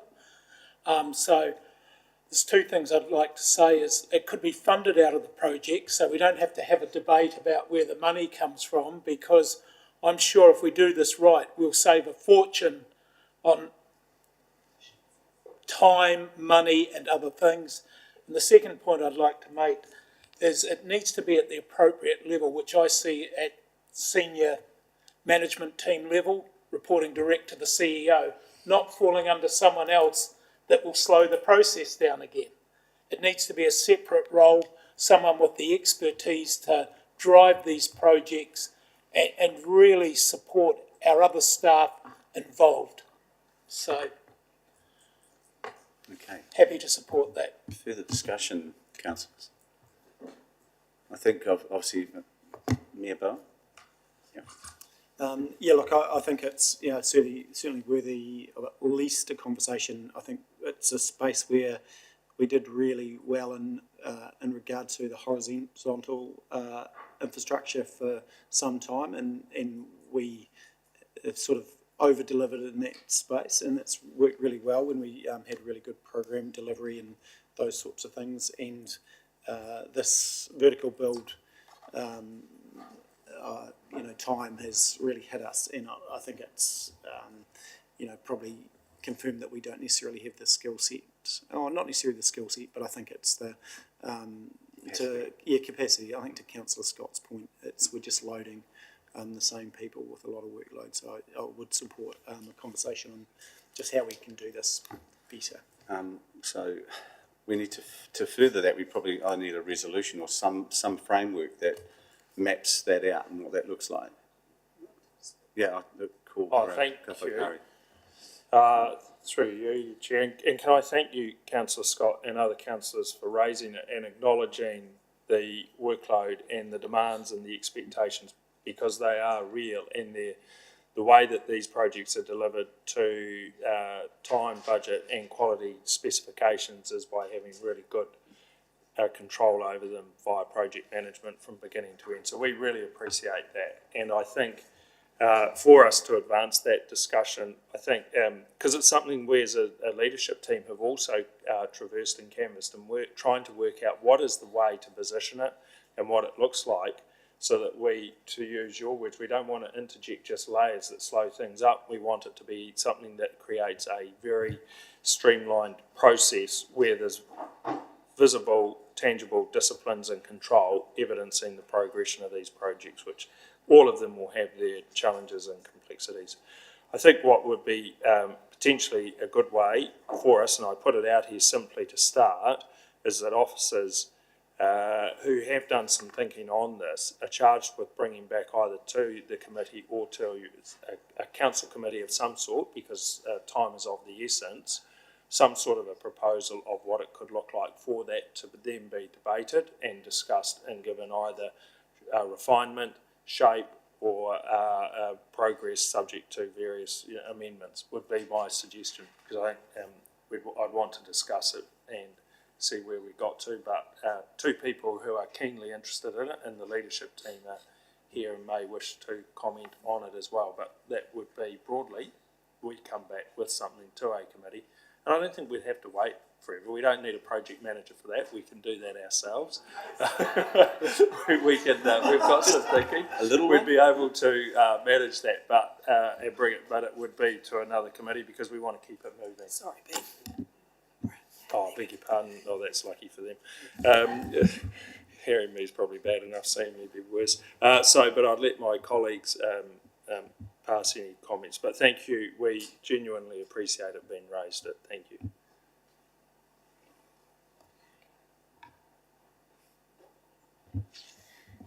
Yeah, well, I do have to acknowledge the resource issue is one of the biggest stumbling blocks that we're having in delivering these particularly large infrastructure projects. And I think too that you just need to be recognised that the quantum of Council's capital works program has grown immensely. I remember 5 years ago we were running around 35 million, and now running at 80 plus million. And we are doing a lot of large community projects in a very short space of time. So I do agree that we do need to scope some additional resourcing to ensure that delivery, because we are at the moment potentially breaking some people to get in there. So thank you for the consideration.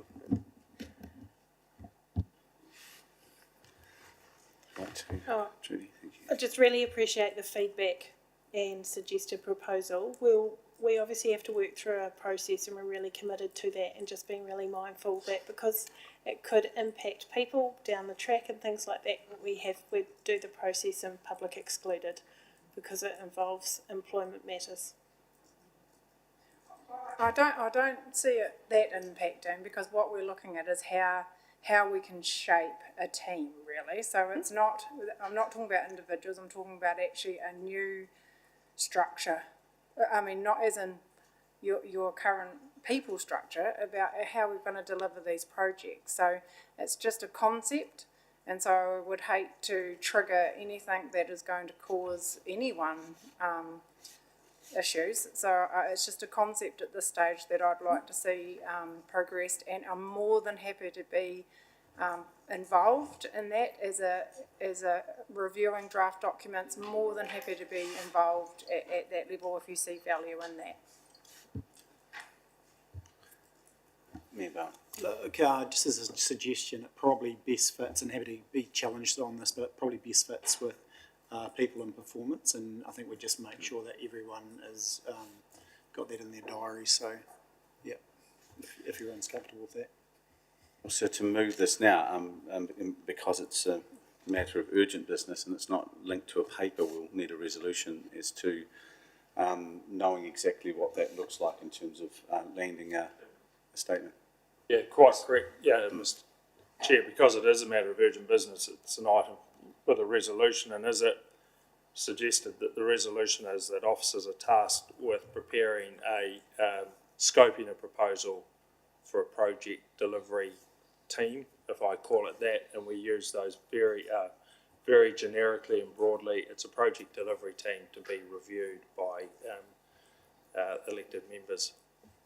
There is a People and Performance Committee next week, which is probably, I think it's next week, is it? Geez, I think it is the 20th, which would probably be a bit short for us to get it, but there's nothing to stop that committee having a meeting called in between other ones. So we would simply scope a proposal for a to look at the resourcing, capacity and capability of project delivery. Thank you. Happy with that, Councillor Scott? Any other discussion, Councillor Piddington? Would the councillors that aren't on people and performance be added? We've been told several times we would be, but I still have nothing. I think this is through you, Mr. Chair. I think on that there's a standing invitation for them to attend, and I think on this we're just notifying that it is. Right. Oh, okay. Right. Well, okay. No, it's always a pitfall, isn't it? Right. Yeah, I mean, on that point, all our meetings are on the website, so they are all there, but I think... it's better when you come. Jess, if you could just pick up that as action. Thanks. Okay, I don't think there's any further discussion in relation to that. So we'd sort of like to move that resolution. Are you happy that you've... Yeah. Perfect. You'd like to move that, Councillor Scott, and a seconder over here, Councillor Piddington. Thank you. All those in favour? Against, so carried. And we have no other further business, so I'll call the meeting at a close at 1:17. Thank you.